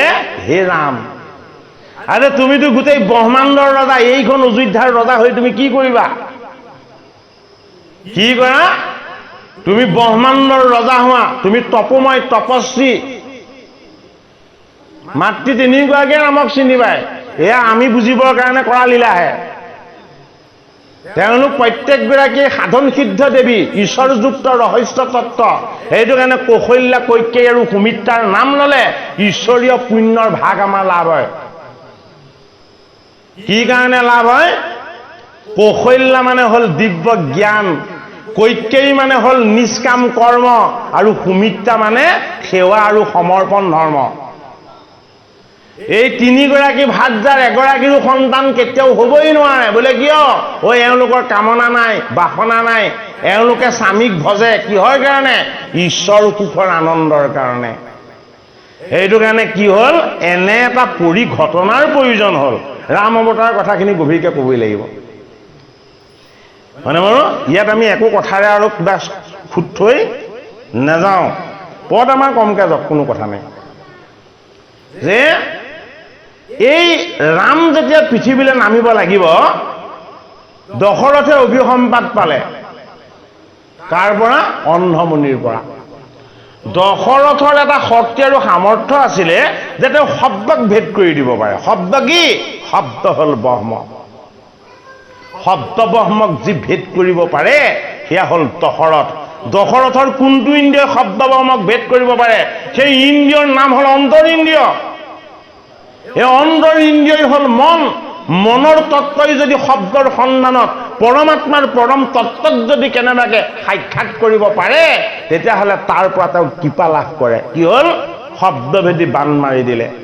ভাবিছে এই মৃগই জলপান কৰিছে, কিন্তু পানী কোনে ভৰাইছিলে? শৃংগী মুনিৰ পুত্ৰই ভৰাইছিলে। নহয়, সমীক মুনিয়ে ভৰাই আছিলে। শ্ৰৱণ মুনিয়ে, অন্নমুনিৰ পুত্ৰ শ্ৰৱণ মুনিয়ে জল ভৰাই আছিলে। শব্দভেদী বাণ মাৰি দিলে, লগে লগে সেই অন্ধমুনিৰ পুত্ৰটো বধ হৈ গ'ল। বাণত বধ হ'ল পুত্ৰ। মানে তেতিয়ালৈকে পুত্ৰ নাহিব যদি জীৱনত অকণমান পাপ নহয়। যাৰ জীৱনত বিন্দুমাত্ৰও পাপ নাই, সি কেতিয়াও সন্তান লাভ কৰিব নোৱাৰে। ই নৰৰ জুনিলে সন্তান যদি আনিবলৈ হয়, তাৰ জীৱনত অকণমান হ'লেও পাপ হ'ব লাগিব। সেইটো কাৰণে ঈশ্বৰে কি কৰিলে? তোমাৰ দ্বাৰা মই এটা পাপ কৰাই দিলোঁ। তোমাৰ শব্দভেদী বাণৰ দ্বাৰা অন্ধমুনিৰ একমাত্ৰ পুত্ৰটোক বধ কৰাই দিলোঁ। আৰু গৈ দেখিছে শ্ৰৱণ মুনিয়ে বাগৰি আছে। কি হৈ গ'ল? দশৰথে হাহাকাৰ কৰিবলৈ লাগিলে যে মই এই মানৱ জন্মটো কিয় পাইছিলোঁ? পাপটো কৰিবৰ কাৰণে পাইছিলোঁ। অন্ধ মুনিৰ চৰণত ধৰি তেওঁ ক'লে, এতিয়াই মোক অভিশাপ দিয়া। বোলে কি? মই যাতে ভস্ম হৈ জ্বলি যাওঁ। নহয়, পিতৃ-মাতৃৰ ওচৰলৈ তেওঁক লৈ আহিছে। লৈ আহি কৈছে যে ইমান ডাঙৰ পাপ এটা কৰিছোঁ। আৰু যেতিয়া তেওঁৰ পিতৃ-মাতৃ য'ত আছে, পুত্ৰটোক যেতিয়া কান্ধত লৈ আহিছে, কান্ধত লৈ আহোঁতে অন্ধমুনিয়ে কি বুলি কৈছে? কোন আহিছা গম পাই গৈছোঁ, জগতত নঘটিবলগীয়া এটা ডাঙৰ দুৰ্ঘটনা ঘটিছে। তোমাৰ ভৰিৰ শব্দত মই গম পাইছোঁ তুমি এটা ডাঙৰ বিপদ লৈ আহিছা লগত। বহি থকা শ্ৰৱণৰ পিতৃ-মাতৃয়ে কৈছে, ভৰিৰ শব্দ শুনি কান্ধত তেওঁ পুত্ৰটো লৈ যাওঁতে সেই শব্দত কি বুলি কৈছে? তুমি কোন আহিছা মই দেখা নাই, কিন্তু তুমি এটা ডাঙৰ দুৰ্যোগ লৈ আহিছা। তুমি এটা ডাঙৰ বিপদৰ বাণী লৈ আহিছা। তুমি মোৰ কাৰণে জীৱনৰ আটাইতকৈ ডাঙৰ ৰহস্যটো তুমি আজি মোক ক'বলৈ আহিছা। পুত্ৰটো পেলাই দশৰথে অন্ধমুনিৰ চৰণত ধৰি কান্দিছে যে মোক অভিসম্পাত দিয়ক, মোৰ কোনো প্ৰায়শ্চিত্ত নাই। মই মৃগই জলপান কৰিছে বুলি শৰ মাৰি দিলোঁ শব্দভেদী বাণত, আপোনাৰ একমাত্ৰ পুত্ৰটোৰ মৃত্যু হৈ গ'ল। গতিকে মোক এতিয়া আৰু এই জীৱন জীয়াই থাকিবৰ কাৰণে নালাগে, আপুনি মোক অভিসম্পাত দিয়ক। তেতিয়া এই অন্ধমুনিয়ে কি কৰিছে? হেৰ তোক অভিসম্পাত দি ভস্ম কৰি দিলে তই কিডাল পাবি? তই একোৱেই নাপাবি। গতিকে তোক মই সেইটো অভিশাপ নিদিওঁ, এনেকুৱা এটা অভিশাপ দিম যিটো অভিশাপৰ কথা তই কেৱল নিজে বুজি পাবি। কি বুলি ক'লে?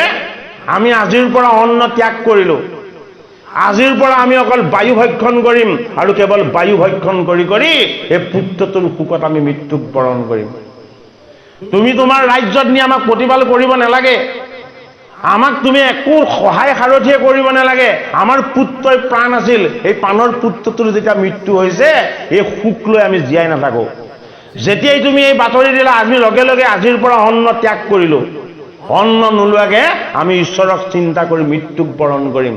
কিন্তু যোৱাৰ আগত তোমাক এটাই অভিসম্পাত দি থৈ গৈছো, আমি যিদৰে অন্তিম সময়ত পুত্ৰৰ শোকত মৃত্যু পাম সেইদৰে তুমিও তোমাৰ পুত্ৰৰ শোকত মৃত্যু লাভ কৰিব লাগিব। তেতিয়া দশৰথে হাঁহিছে। এতিয়া দশৰথে হাঁহিছে, বোলে আপোনাৰতো অভিশাপ কেতিয়াও বিফল নহয়, বোলে কোনো কাৰণত বিফল নহয়। তেতিয়াহ'লে মোৰতো এইটো অভিশাপ নহয় বৰহে হ'ল। বোলে কি? বোলে মোৰ পুত্ৰই নাই, ভাৰ্যা তিনিগৰাকী আছে, মোৰ পুত্ৰই নাই। তেতিয়া কৈছে তোমালোকৰ কুলগুৰু কোন? বোলে আমাৰ কুলগুৰু হ'ল বশিষ্ঠ। বোলে ডাঙৰ অপৰাধ কৰিছা। বোলে কি? তোমাৰ পুত্ৰ তুমি তেনেকে আনিব নোৱাৰা, তুমি পুত্ৰ ভিক্ষা কৰিব লাগিব তোমাৰ গুৰুৰ চৰণত। চাওক, তেওঁলোক অন্ধমুনি হয়, কিমান জানে। গতিকে এইবিলাক কথা আমি জানিব লাগিব, বুজিব লাগিব। এইবিলাকৰ যোগেদি আমাৰ হৃদয় কি হ'ব? নিৰ্মল হ'ব। আমিও জগতত কেনেকে চলিব লাগে এই নিয়মবিলাক আমি শিকিব পাৰিম।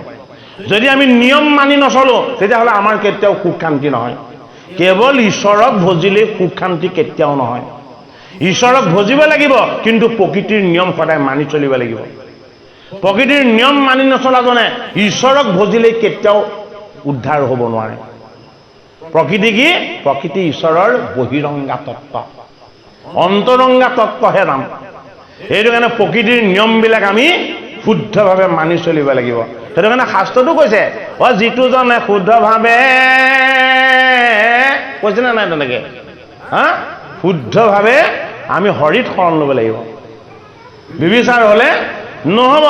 তেতিয়া কি হ'ল? ক'লে তোমাৰ কুলৰ আচাৰ্য, তুমি বশিষ্ঠৰ ওচৰলৈ যোৱা, বশিষ্ঠ ঋষিৰ চৰণত তুমি সেৱা কৰি ক'বা যে হে মোৰ কুলৰ আচাৰ্য, কি কৰিলে মোৰ পুত্ৰ লাভ হ'ব, আপুনি মোক তাৰ উপায় দিয়ক।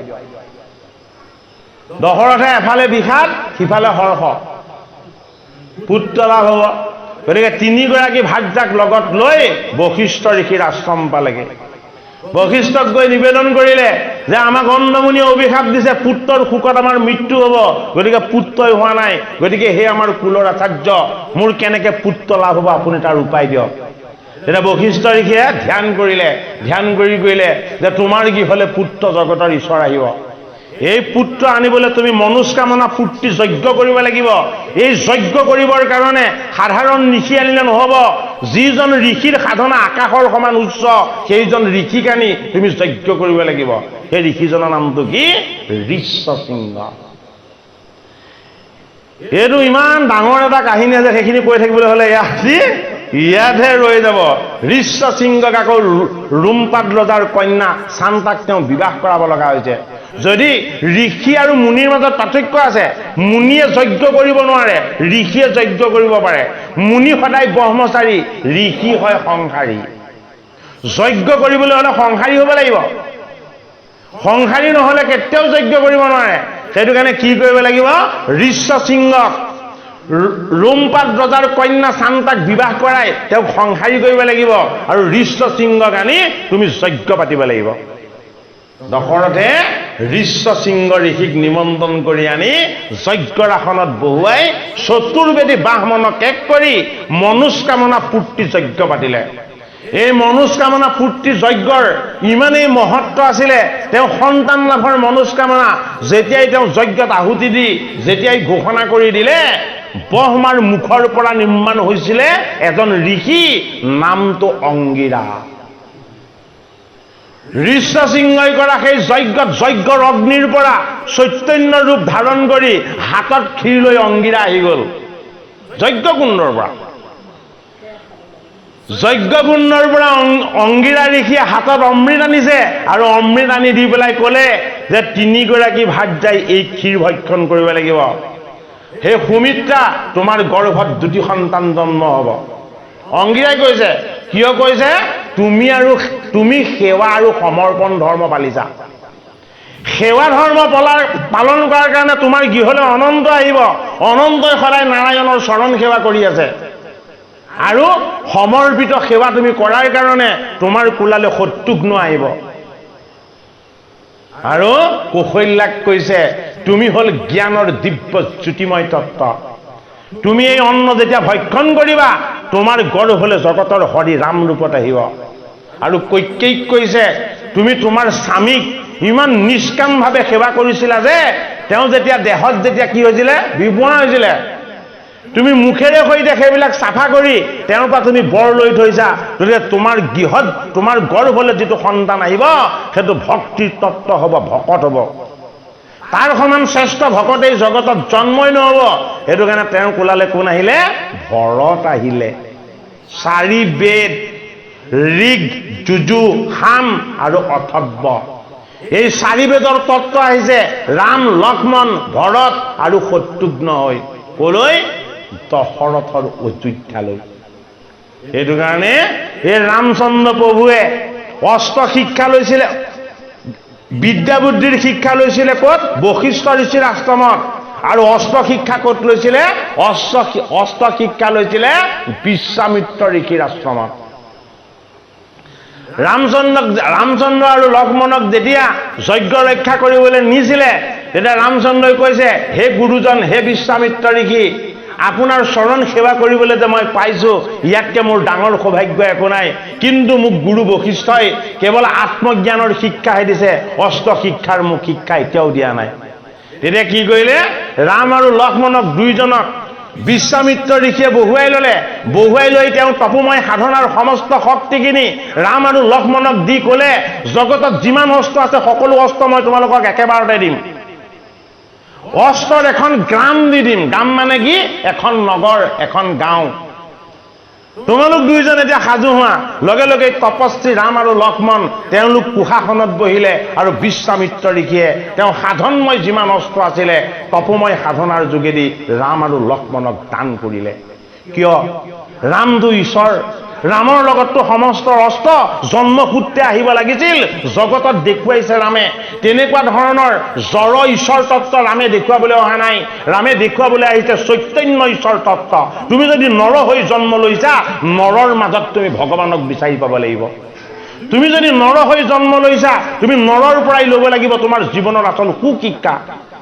নৰৰ পৰা যদি তুমি সুশিক্ষা নোলোৱা, তেতিয়াহ'লে তোমাৰ কাৰণে কেতিয়াও ঈশ্বৰে আহি শিক্ষা দান নকৰে। সেইটো কাৰণে বিশ্বামিত্ৰ ঋষিৰ পৰা ল'লে সমস্ত অস্ত্ৰ শিক্ষা।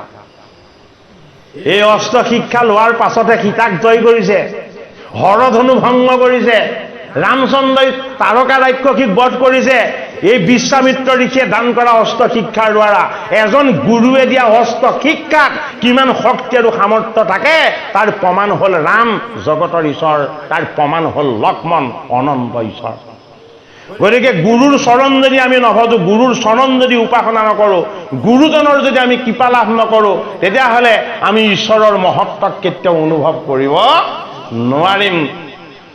এই ৰাম অৱতাৰ ৰামচন্দ্ৰই কিন্তু তেতিয়ালৈকে ধাৰণ কৰা নাই, যিখিনি কথা ব্ৰহ্মাৱৰ্তত ব্ৰহ্মাই দেৱঋষি নাৰদক বেকত কৰিছে। গতিকে আজিৰ পাঠভাগত ৰামতত্ত্বৰ কথাখিনিকে কোৱা হ'ল, সীতাৰ কথাখিনি ক'বলৈ থাকি গৈছে। মানে বাৰু ৰাম হ'ল পৰমাত্মা, লক্ষ্মণ হ'ল লক্ষ্য আৰু মন, আৰু সীতা কি? সীতা হ'ল জীৱন জোৰা সাধনা। সেইটো কাৰণে ৰামৰ ভাৰ্যা। সাধনাত কি হয়? সাধনাত সদায় দুটা অহংকাৰ দূৰ হয়। এটা হ'ল ৰাজসিক অহংকাৰ, এটা হ'ল তামসিক অহংকাৰ। এই ৰাজসিক আৰু তামসিক অহংকাৰৰ ধনুখনৰ নাম হ'ল হৰধনু। সেইটো কাৰণে হৰধনুক দ্বিখণ্ডিত কৰাৰ কাৰণেহে ৰামে সীতাক লাভ কৰিব পাৰিছে। সেইটো কাৰণে সীতা কি? সীতা হ'ল শান্তি ৰূপ। জীৱনৰ শান্তিখিনিয়েই হ'ল সীতা। সেইটো কাৰণে কাৰ ভাৰ্যা? জগতৰ হৰি ৰামচন্দ্ৰৰ ভাৰ্যা। সুখ আছে কিন্তু শান্তি নাই। কাৰ? ৰাৱণৰ। হয়নে বাৰু? আনন্দত সদায় থাকে কিন্তু শান্তিত থাকিব নোৱাৰে। এইটো কাৰণে এইবাৰ ৰাৱণক কি লাগিব? আনন্দৰ লগতে শান্তিও লাগিব। শান্তিৰ সীতাক সেইটো কাৰণে তেওঁ সাধনাৰে আনিব নোৱাৰিলে। কি কৰিব লাগিব? বলপূৰ্বকভাৱে নিবলৈ আহিব। ৰামলীলা সপ্তকাণ্ডযুক্ত ঈশ্বৰ তত্ত্ব। 7 দিন পৰীক্ষিতক সময় দিছে, বোলে কি তুমি ভাগৱত কথা শ্ৰৱণ কীৰ্তন কৰি তুমি তোমাৰ জীৱনক পৰম ঈশ্বৰৰ তত্ত্বৰ লগত এক কৰি দিয়া। ইফালে সপ্তকাণ্ড ৰামায়ণ, অন্যফালে পৰীক্ষিতৰ 7ম দিৱস ভাগৱত শ্ৰৱণ। 7 যোগ 7 সমান কিমান? 14। এই 14 ভুৱনৰ তত্ত্ব ৰামলীলা আৰু ভাগৱত তত্ত্বৰ মাজত বিৰাজমান হৈ আছে। কৃষ্ণ কথাখিনি অকণমান খৰ হৈছে নেকি বাৰু কোৱা? নাই হোৱা বুজাত গণ্ডগোল নাই হৈছে নেকি? খৰ হৈছে নেকি?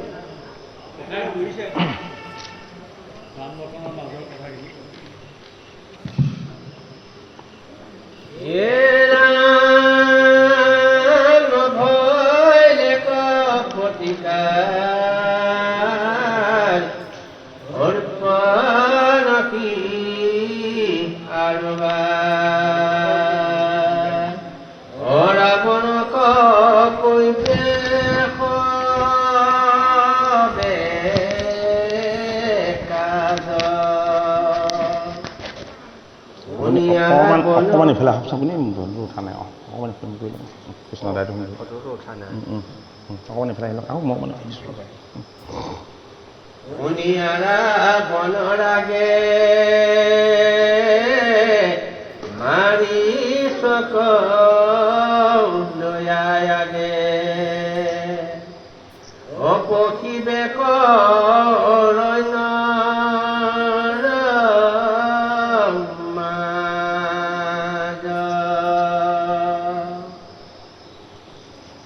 ৰাম সুবৰ্ণ হৰিণ ৰূপে ৰাম কদূৰ কৰি নিবে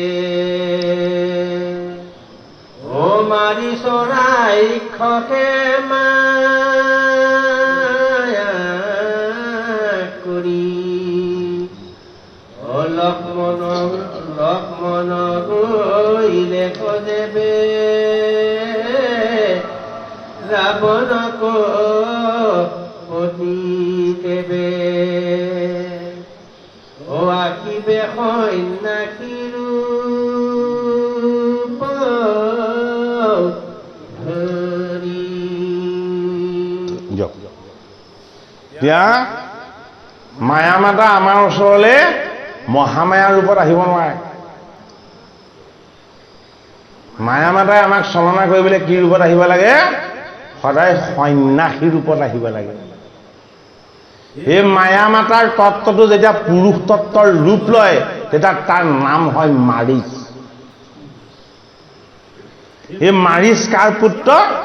মাৰিচ আৰু সুবাহু তাৰকাৰ পুত্ৰ। এই তাৰকা ৰাক্ষসীৰ 2জন পুত্ৰ আৰু তাৰকাই মালত আৰু কৰোচ নামৰ 2খন নগৰৰ যিমান প্ৰজা আছিলে সকলো খাই শেষ কৰি দিছিলে। এতিয়া বহুতে ভাবিব ঐ তাৰকা ৰাক্ষসী মাৰিচ সুবাহুৱে মানুহ খায় নেকি? নহয়, সেইটো কথা নহয়। বস্তুটো আমি আধ্যাত্মিকভাৱে বুজিব লাগিব, হয়নে? মানুহ এজনক জীয়াই জীয়াই খাই পেলাই মৃত্যু দিয়াটো সেইটো বাস্তৱ কথা নহয়। এজন মানুহৰ পৰা যেতিয়া তাৰ চিন্তা ভাৱ আৰু মনৰ মস্তিষ্কৰ গোটেই সাধনাখিনি তাৰ পৰা আঁতৰ কৰি লৈ যোৱা হ'ব, তেতিয়া তাক ভক্ষণ কৰাৰ সমান শাস্তি দিয়া হয়। বস্তু ভালকৈ বুজি লওক আপোনালোকে। এজন মানুহৰ মনত যেতিয়া বেয়া ভাৱ, বেয়া চিন্তা, বেয়া চৰিত্ৰ, বেয়া স্বভাৱ, বেয়া আচৰণ আৰু বেয়া লক্ষণ, এই গোটেইখিনি বস্তুৰে সৈতে তাক যেতিয়া পৰিপুষ্ট কৰি দিব পৰা যায়, তাক বেলেগ মৃত্যু দিয়াৰ কোনো প্ৰয়োজন নাই। আপোনালোকে এতিয়া শুনিছেনে বাৰু? ড্ৰাগছৰ কবলত পৰি কিমান মানুহৰ সতি সন্তান নষ্ট হৈছে? ৰিহেবিলিটেশ্যন কেম্পত কিমান সতি সন্তান গৈ পেলাই ভৰ্তি হ'ব লগা হৈছে? এইবিলাক খবৰ আমি পাইছো, হয় নে নহয়? এই মালত আৰু কৰোচ নামৰ 2খন নগৰ যিদৰে মাৰিচ সুবাহুৱে খাই খাই শেষ কৰিছিলে। এই ড্ৰাগছ আৰু বেয়া দ্ৰব্যবিলাকে এই সতী সন্তানবিলাকৰ যে জীৱন ধ্বংস কৰিছে, এনো তাৰে নামান্তৰ নহয় কি? আমি সেই কথাখিনি বাস্তৱ দৃষ্টিৰে ভালকে বুজি ললেই হ'ল, হয়নে? তাৰকা মানে কি? তাৰকা মানে অজ্ঞান আৰু অবিদ্যা। মাৰিচ মানে কি? মাৰিচ মানে হ'ল মায়া। সুবাহু মানে কি? সুবাহু মানে জীৱনৰ জড়বন্ধন।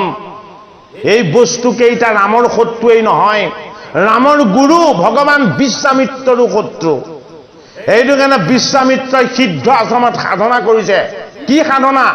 জগত মংগলময় কৰিব লাগিব, জগতক বিষ্ণুময় কৰিব লাগিব, জগতৰ আনন্দ দীৰ্ঘস্থায়ী হ'ব লাগিব। সেইটো কাৰণে বিশ্বামিত্ৰ ঋষিয়ে যজ্ঞ কৰিছে। কিহৰ কাৰণে? জগতৰ কুশল মংগল আৰু হিত ৰক্ষা কৰিবৰ কাৰণে। ক'ত কৰিছে? সিদ্ধাশ্ৰমত, একেবাৰে ওপৰত। সিদ্ধাশ্ৰমত গৈ যেতিয়া তেওঁ যজ্ঞৰ প্ৰাৰম্ভত সংকল্প লয়, তেতিয়া কি হয়? কোনো জীৱক হিংসা কৰিব নোৱাৰে। কোনো জীৱই অন্যায় কৰিলেও তেওঁ যেতিয়াই যজ্ঞৰ সংকল্প লৈ ল'ব, তাৰ কোনো অনিষ্ট কৰিব নোৱাৰে। বোলে কিয়? প্ৰত্যেককে বিষ্ণু ৰূপ বুলি ভাবিব লাগিব। কিমান কঠিন চাওক। সকলোকে বিষ্ণু ৰূপ বুলি ভাবিব লগা হোৱাৰ কাৰণে এই মাৰিচ সুবাহু আদিৰ ৰাক্ষসবিলাকে গৈ যজ্ঞত দেৱতালৈ অৰ্পণ কৰা যিবিলাক বস্তু আছে তাত প্ৰৱেশ হৈ চব লণ্ড ভণ্ড কৰি যজ্ঞ নষ্ট কৰি থৈ আহে। এই যজ্ঞ কি বস্তু? এই মাৰিচ হ'ল আমাৰ জীৱনৰ মায়াময় মনৰ বৃত্তিবিলাক। সুবাহু হ'ল আমাৰ জীৱনৰ সংসাৰৰ বন্ধন, মায়াৰ বন্ধন, জীৱনৰ জড় বন্ধন, লোভ মোহ কাম ক্ৰোধ দম্ভ দেশ অহংকাৰ, এই ভাৱবিলাকৰ বন্ধন। ইয়াৰ নাম হ'ল সুবাহু। এই জীৱন হ'ল এটা যজ্ঞক্ষেত্ৰ। ইয়াত আত্মাৰূপ ঈশ্বৰ আছে। আমি আত্মা নামক সাক্ষাৎ কৰিব পাৰোঁ এই জীৱন্ত কালতে, যদি আমাৰ স্বভাৱ চৰিত্ৰ চিন্তন মনন আৰু ভাৱ যদি কেনেবাকে আমাৰ নিৰ্মল কৰি ল'ব পাৰোঁ। এই মনৰ ভাৱবিলাকক বেয়া কৰে কিহে? অজ্ঞানে। এই অজ্ঞানৰ ৰাক্ষসগৰাকীৰ নাম হ'ল কি? তাৰকা। ৰামচন্দ্ৰ প্ৰভু যেতিয়া সিদ্ধাশ্ৰমলৈ গৈছে, তাৰকাই মুখ মেলি খেদি আহিলে। বোলে কি? অজ্ঞান আৰু অবিদ্যা দূৰ কৰিবৰ কাৰণে এই দুজন আহিছে ঈশ্বৰৰ দূত। এজন হ'ল ৰাম, সিজন হ'ল লক্ষ্মণ। এতিয়া ৰক্ষক কোন? ৰক্ষক হ'ল বিশ্বামিত্ৰ। তাৰকাই যেতিয়া খেদি আহিলে ৰাম আৰু লক্ষ্মণ দুইজনকে, ৰামক পিঠিৰ ফালে তেওঁ লৈ ললে আৰু লক্ষ্মণকো পিঠিৰ ফালে লৈ ললে।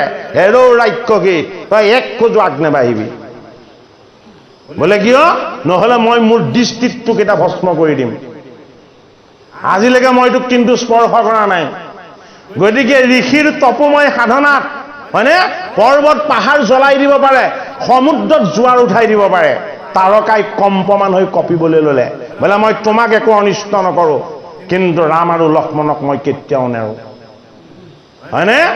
লগে লগে ৰাম আৰু লক্ষ্মণক বোলে, হেৰৌ ৰাম লক্ষ্মণ, হে ৰাম, তুমি তোমাৰ অব্যৰ্থ বান্ধোৰা, বোলে কি? নাৰী বুলি এওঁক ক্ষমা নকৰিবা। লগে লগে তুমি শৰ প্ৰহাৰ কৰা। ৰামে এক পাত শৰ মাৰি দিলে, তাৰকা ইপাৰ সিপাৰ হৈ গল। ৰাম পৰমাত্মা, পৰমাত্মাৰ পৰম তত্ত্বই হ'ল পৰম জ্যোতি।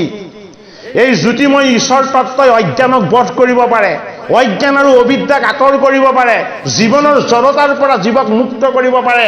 তাৰকা হ'ল অজ্ঞান আৰু অবিদ্যাৰ এটা তত্ত্ব। কোনে বধ কৰিলে? এপাত শৰতেই ৰামে বধ কৰিলে। তাৰ পৰা কি উৎপত্তি হ'ল? যজ্ঞ ৰক্ষাৰ সম্ভাৱনা। এই যজ্ঞ ৰক্ষা মানে সৎকৰ্ম কৰাৰ সম্ভাৱনা।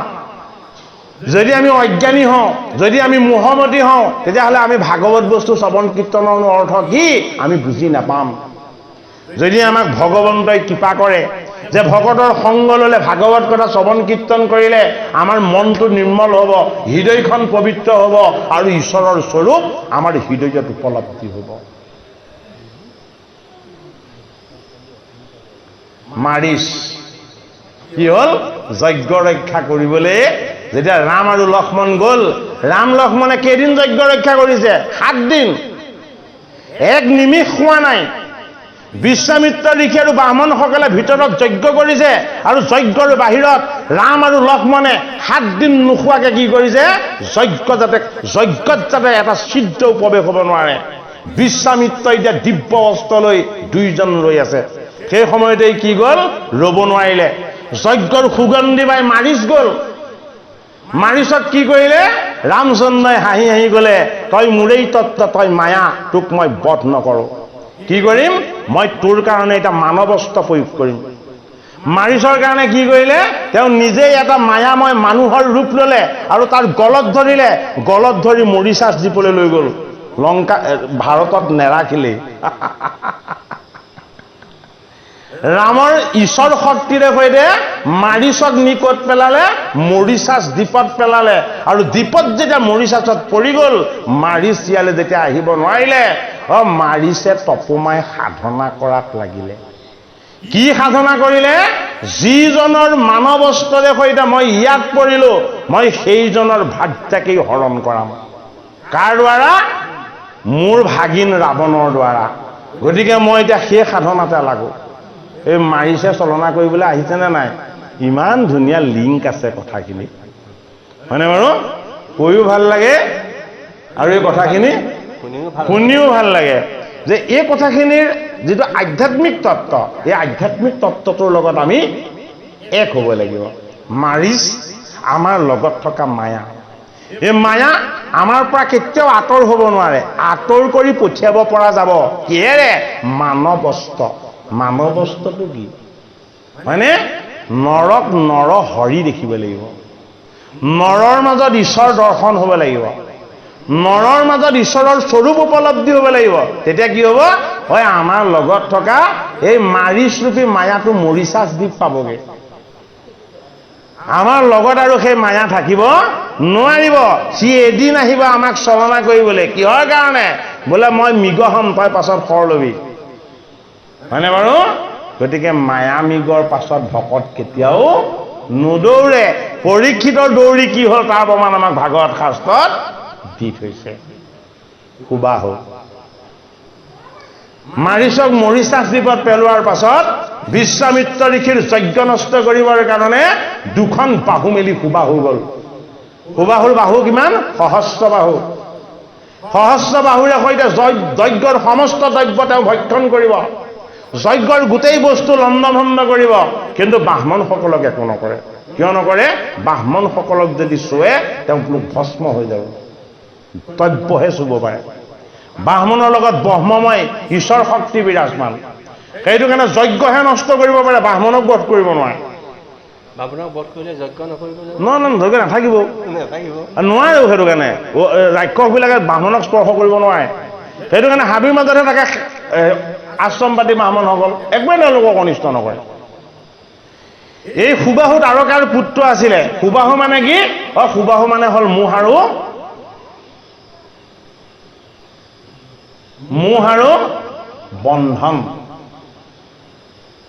এই মোহ আৰু বন্ধনটোৱে হ'ল কি, সুবাহু। আমাকো এই মোহ আৰু বন্ধনে সদায় বেৰি থকা নাই জানো, হয়নে বাৰু? এই ৰাম তত্ত্বৰ পৰা আমাক আঁতৰ কৰি সংসাৰ তত্ত্বত দৌৰাই ফুৰে। কোনে, এই সুবাহুৱে।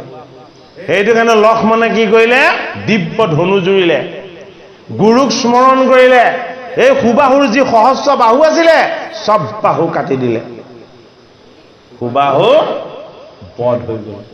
গতিকে লক্ষ্মণ লক্ষ্য আৰু মন, লক্ষ্য আৰু মন যদি কেনেবাকে ৰামস্বৰূপ ঈশ্বৰ হয়, এই মায়াৰ বন্ধন ৰূপী সুবাহুৱে আহি বিশ্বামিত্ৰ ৰূপী বিশ্বৰ অমৃত তত্ত্বৰ যজ্ঞ মানে আমাৰ এই জীৱনটোৱেই। জীৱনক ৰক্ষা কৰা মানে যজ্ঞ ৰক্ষা কৰা। জীৱনক ৰক্ষা কৰা মানে আমি যি থকাটো নহয়, জীৱনৰ লগত থকা ঈশ্বৰৰ যিখিনি শুদ্ধ সাত্বিক ঈশ্বৰ তত্ত্ব, সেই তত্ত্বখিনিক আমি যাতে শুদ্ধভাৱে ৰাখিব পাৰোঁ, সেইটোকে কোৱা হৈছে কি বুলি, বিশ্বামিত্ৰ ঋষিৰ যজ্ঞ ৰক্ষা।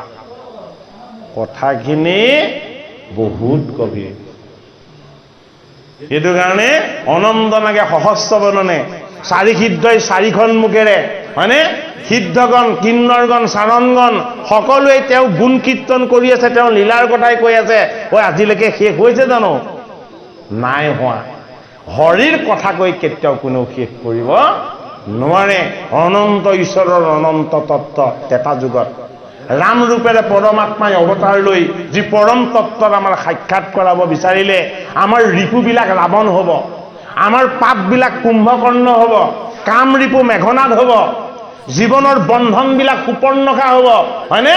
আৰু আমি কৰা পাপৰ কাৰণে যেতিয়া আমাৰ কোনো অনুশোচনা নহ'ব, এয়া হ'ল খৰ দুখন। এফালে অমৃত তত্ত্ব ৰামৰ চাৰি ভাতৃ, ইফালে অমৃতৰ পৰা আঁতৰ কৰি নিয়া ৰাৱণ, কুম্ভকৰ্ণ, মেঘনাদ।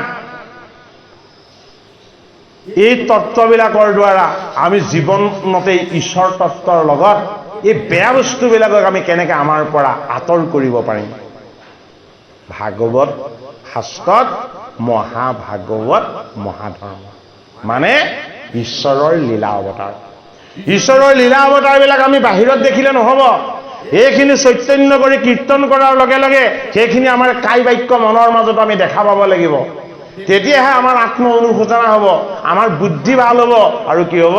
আমাৰ ভক্তি গভীৰ হ'ব। ভাগৱত বৈকুণ্ঠৰ শাস্ত্ৰ।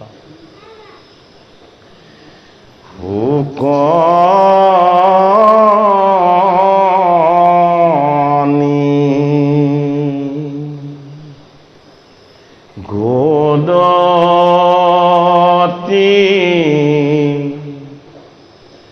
পৰীক্ষিত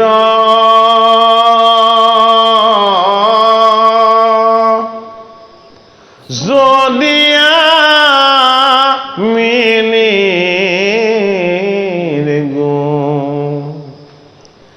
নত স্থিত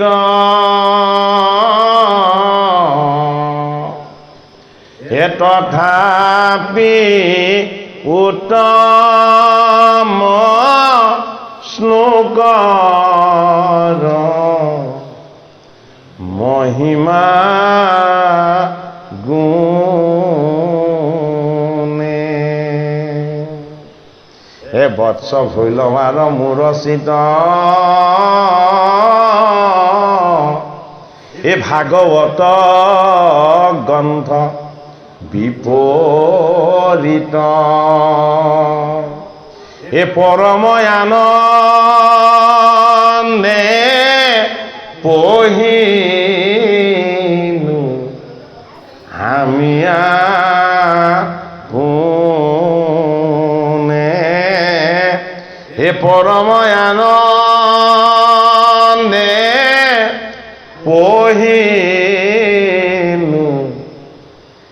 আমি পোনে। সুকে মহাভাগৱত মহাধৰ্ম কৈছে কাক? পৰীক্ষিতক। পৰীক্ষিত জীৱ। সুক কি? সত্যত জন্ম তেতাত শৰণ, দাপৰত পিতৃ গুৰুৰ পৰা পঢ়িছে ভাগৱত শাস্ত্ৰ, কলিৰ সন্ধ্যাত কৰিছে ভাগৱত কীৰ্তন। তেতিয়াও 16 বছৰীয়া তৰুণ। গতিকে সুক হ'ল আত্মা। আত্মাৰ কেতিয়াও ক্ষয় বৃদ্ধি নাই। এই ভাগৱত কোৰ শাস্ত্ৰ? আত্মাৰ শাস্ত্ৰ, পৰমাত্মাৰ শাস্ত্ৰ। এইটো কাৰণে পৰম প্ৰভু সুখ ৰূপত বৈকুণ্ঠ ধামৰ পৰা নামি আহি এই পৰীক্ষিত ৰূপী জীৱক উদ্ধাৰ কৰিবৰ কাৰণে ভাগৱত গ্ৰন্থ বিপৰীত। বোলে অন্য গ্ৰন্থ বেলেগে চৈতন্য কৰিব লাগে। হে পৰীক্ষিত, মই গুৰু হৈ, তোমাৰ ঈশ্বৰ হৈ, মই ব্যাস নন্দন সুখ হৈ, মই আত্মা হৈ, ঈশ্বৰ তত্ত্ব হৈ, মই মোৰ বাণীত মই নিজেই মুগ্ধ হওঁ। সেইটো কাৰণে গংগাৰ পাৰত আহি মই তোমাক অমৃতময় ভাগৱত কৈছোঁ। কৃষ্ণ।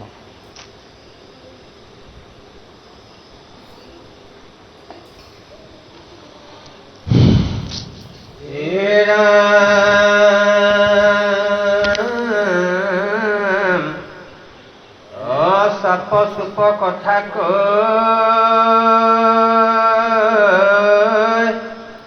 চাম্পদিশিতা কলৈ অলংকা সজাই কলংকেশ্বৰ জানকী ক নাপায় তাক কৰি বন্ধ ৰাম বাপ দুখ দেখাই ভাজাৰ অধীন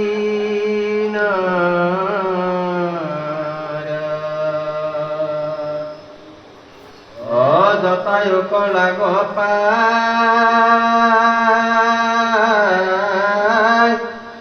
ৰহি পাছে ৰামৰাই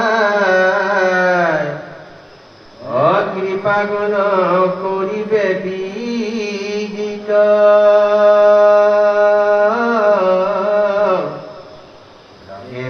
হনুমন্ত মিত্ৰপতি কৰিবন্ত নিজ দাস সুগ্ৰীব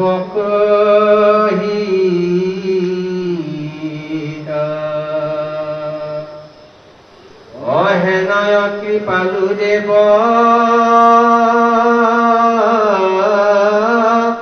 ৰাম বিনে নাহি কেৱ দেখা পশু পক্ষী ভজন্তা জানি ভজা ৰাম পাশে ভৱ কিংগনা তাৰ পাছে ৰাম ভগৱন্তা।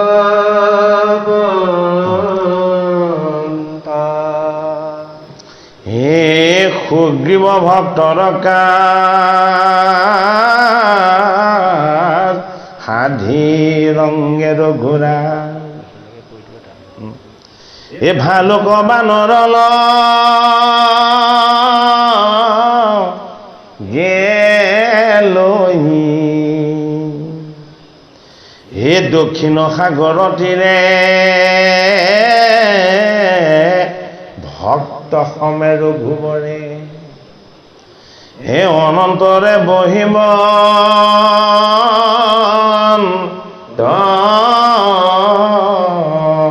গৈ হে ত্ৰিনিদিন ব্ৰত ধৰি থাকি বন্ত লীলা কৰি অতভুজেবে সমুদ্ৰ নাশন্ত এ ভকত সীতাৰ তাপে পাছে জগতৰ বাবে এই শতক তাই খেচা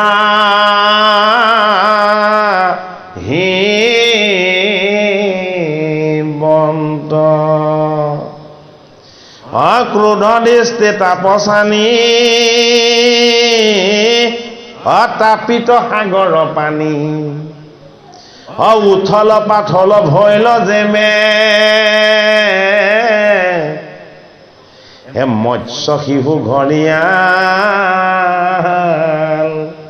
হে ভৈল সবে লালকাম সমুদ্ৰত ৰখি যাব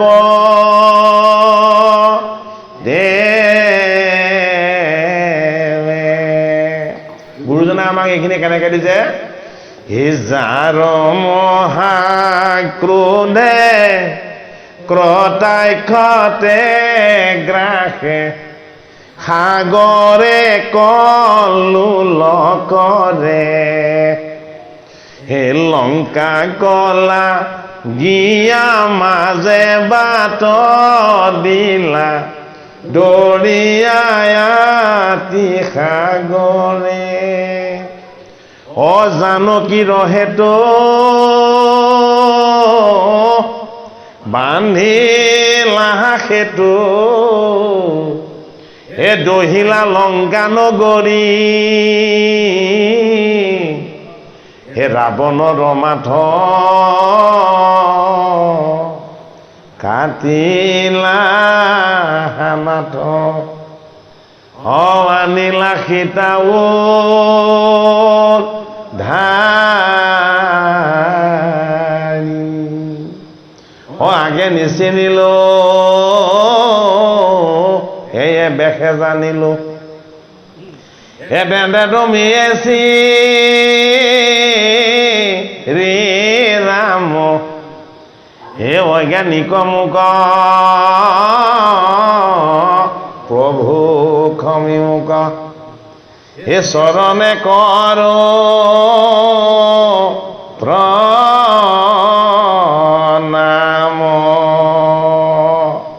ৰামক চিনি নেপালে কোনে? সমুদ্ৰ দেৱতাই, হিন্দু ৰাজে। কিয় চিনি নাপায়? আৰে ৰামক চিনি পালেতো তেওঁ উদ্ধাৰ হৈ যাব। 3 দিন তপব্ৰত পালন কৰিছে। হে মোৰ সৃষ্টিৰ ৰহস্যযুক্ত, হে সমুদ্ৰদেৱ, তুমি মোৰ প্ৰতি সদয় হোৱা। বোলে কি?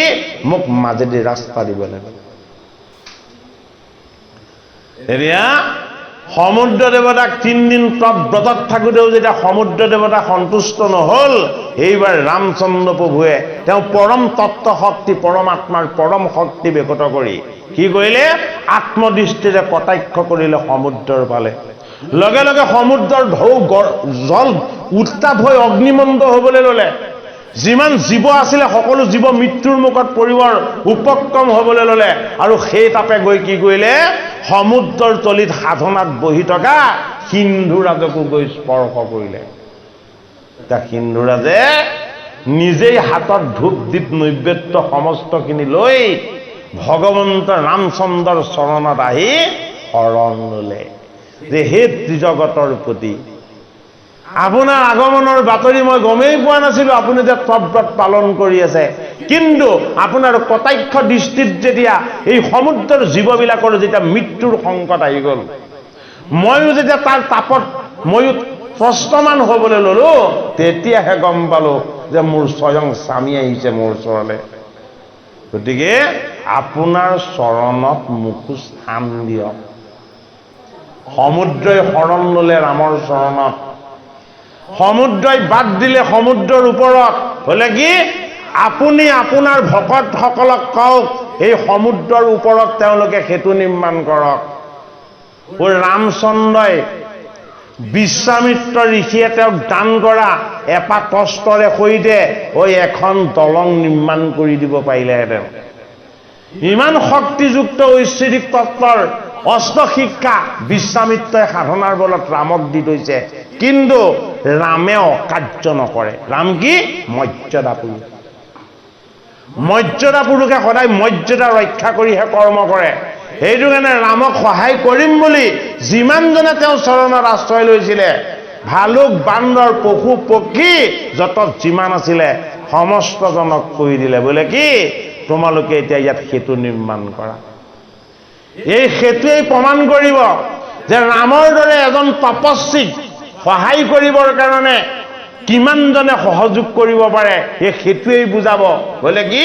এই জগত যেতিয়ালৈকে থাকিব ঐক্যৰ, সংহতিৰ আৰু একতাৰ শক্তি কিমান বেছি, সেইটোক বুজাইছে। গতিকে ৰাৱণৰ স্বৰ্ণলংকাক ছাৰখাৰ কৰিবৰ কাৰণে ৰাম প্ৰভু অকলেই যথেষ্ট, অনন্ত ঈশ্বৰ অকলেই যথেষ্ট। কিন্তু ঈশ্বৰে কেতিয়াও মায়াময় মোহময় কৰ্ম নকৰে। ঈশ্বৰে যি কৰ্ম কৰে সেয়া হ'ল চৈতন্য কৰ্ম। সেইটো কাৰণে কেৱল ৰাম তৰিলেই নহ'ব, ৰাম এনেও তৰিয়ে আছে। কেৱল সীতা উদ্ধাৰ হ'লেই নহ'ব, জীৱ উদ্ধাৰ হ'ব লাগিব। ৰামৰ চৰণ সেৱাৰ সুযোগ সমস্তজনে পাব লাগিব, হয়নে? একো আনিব নোৱাৰি কেৰকেটুৱাটোৱে কি কৰিছিলে? এটা বাঁহৰ পাত আনিছিলে ৰামৰ চৰণত দিবলৈ। হে যদুপতি, মইতো এটা ক্ষুদ্ৰ জীৱ, মই কেৰকেটুৱা, মই আপোনাৰো চৰণ সেৱা কৰিব বিচাৰোঁ। এই সেতুত মই এটা বাঁহ পাত দিব বিচাৰোঁ, আপুনি ল'বনে? এতিয়া ৰামচন্দ্ৰ প্ৰভুৱে ক'লে এই সেতু সেইদিনাখনলৈকে কেতিয়াও নকঁপিব যিদিনাখনলৈকে তোমাৰ এই পাতটো থাকিব। কি কৰিলে? সেতুটোক স্থিৰ কৰি ৰখাৰ শক্তিটো সেই বাঁহৰ পাতটোত আছে বুলি ক'লে। গতিকে ৰামক অৰ্পণ হ'লে এটা বাঁহ পাতৰো কিমান শক্তি হয়, ৰাম সেতু নিৰ্মাণত আমাক সেইটো দেখুৱাইছে, হয়নে বাৰু? ভক্তিৰ তত্ত্বই। সেইটো কাৰণে ৰামৰ চৰণত শৰণ ললো, এ হৰি নাৰায়ণ। মানৱী জনম খামফল কৈলো, হে হৰি নাৰায়ণ। যদি ৰামৰ চৰণত শৰণ হোৱা নাই, ভজন হোৱা নাই, এইটো জীৱন লাভন কুম্ভকৰ্ণ হৈ যাব, নষ্ট হৈ যাব। সেইটো কাৰণে ৰামৰ চৰণত শৰণ লৈ শৰণক সুদৃঢ় কৰিব লাগিব। সুদৃঢ় কৰিবলৈ কি কৰিব লাগিব? ভাগৱত কথা শ্ৰৱণ কীৰ্তন কৰিব লাগিব। কৃষ্ণ আকৌ অকণমান পাঠ কৰক সামৰণি দিয়ক। ৰাখি দিব। হিদে কাম্প যাই বেলৰি মাজে পথ দিবেৰি অপাছে কিছু গুচৰি বেকাৰ ভকতৰ বাক্য ধৰি নিজ কৃতি ব্যক্ত কৰি অনাইবা গিৰিব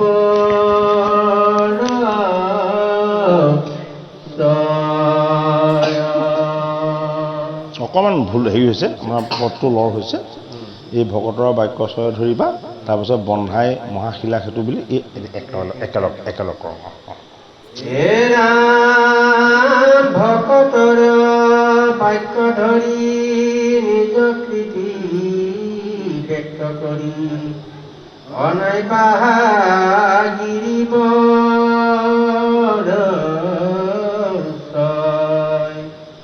বন্ধাই মহাশিলা সেতু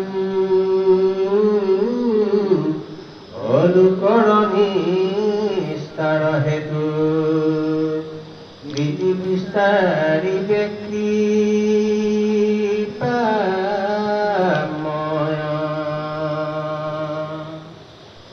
পাছে ভৰি ভকতৰ বাক্য ধৰি আছে নিশ্চয় অকণ মোক কৈ দিওঁ অকণমান আছে ইয়াত টান নাই অকণমান ল'ৰা আছে। এই ভকতৰ বাক্য ধৰি নিজ কৃতি ব্যক্ত কৰি অনাই নানা গিৰিবৰ ছয় বন্ধাই মহাশিলা সেতু লোকৰ নিষ্ঠাৰ হেতু কৃতি বিস্তাৰ নিবাক্ৰী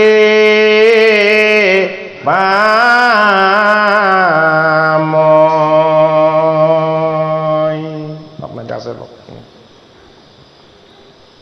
ৰাম পাছে ভৰি গতি কৰি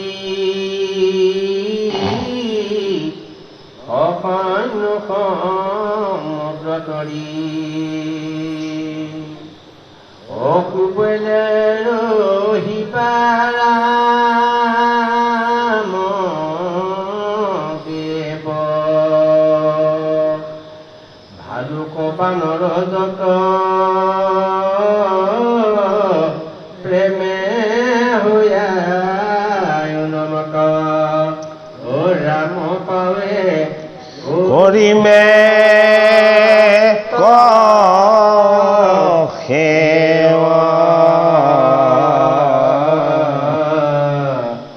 হৰি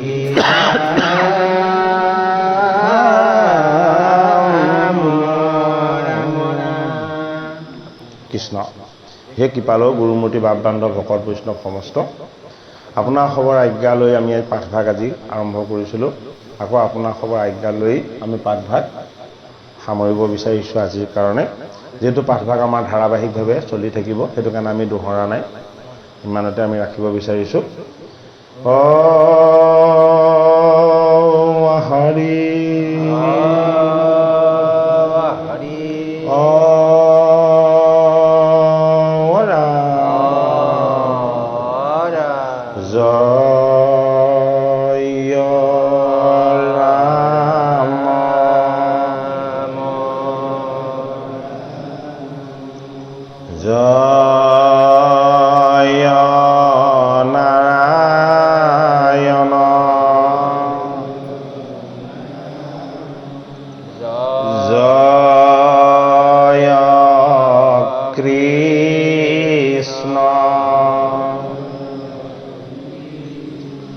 জয় জগত গুৰু শ্ৰীমন্ত শংকৰ। শ্ৰীমন্ত শংকৰ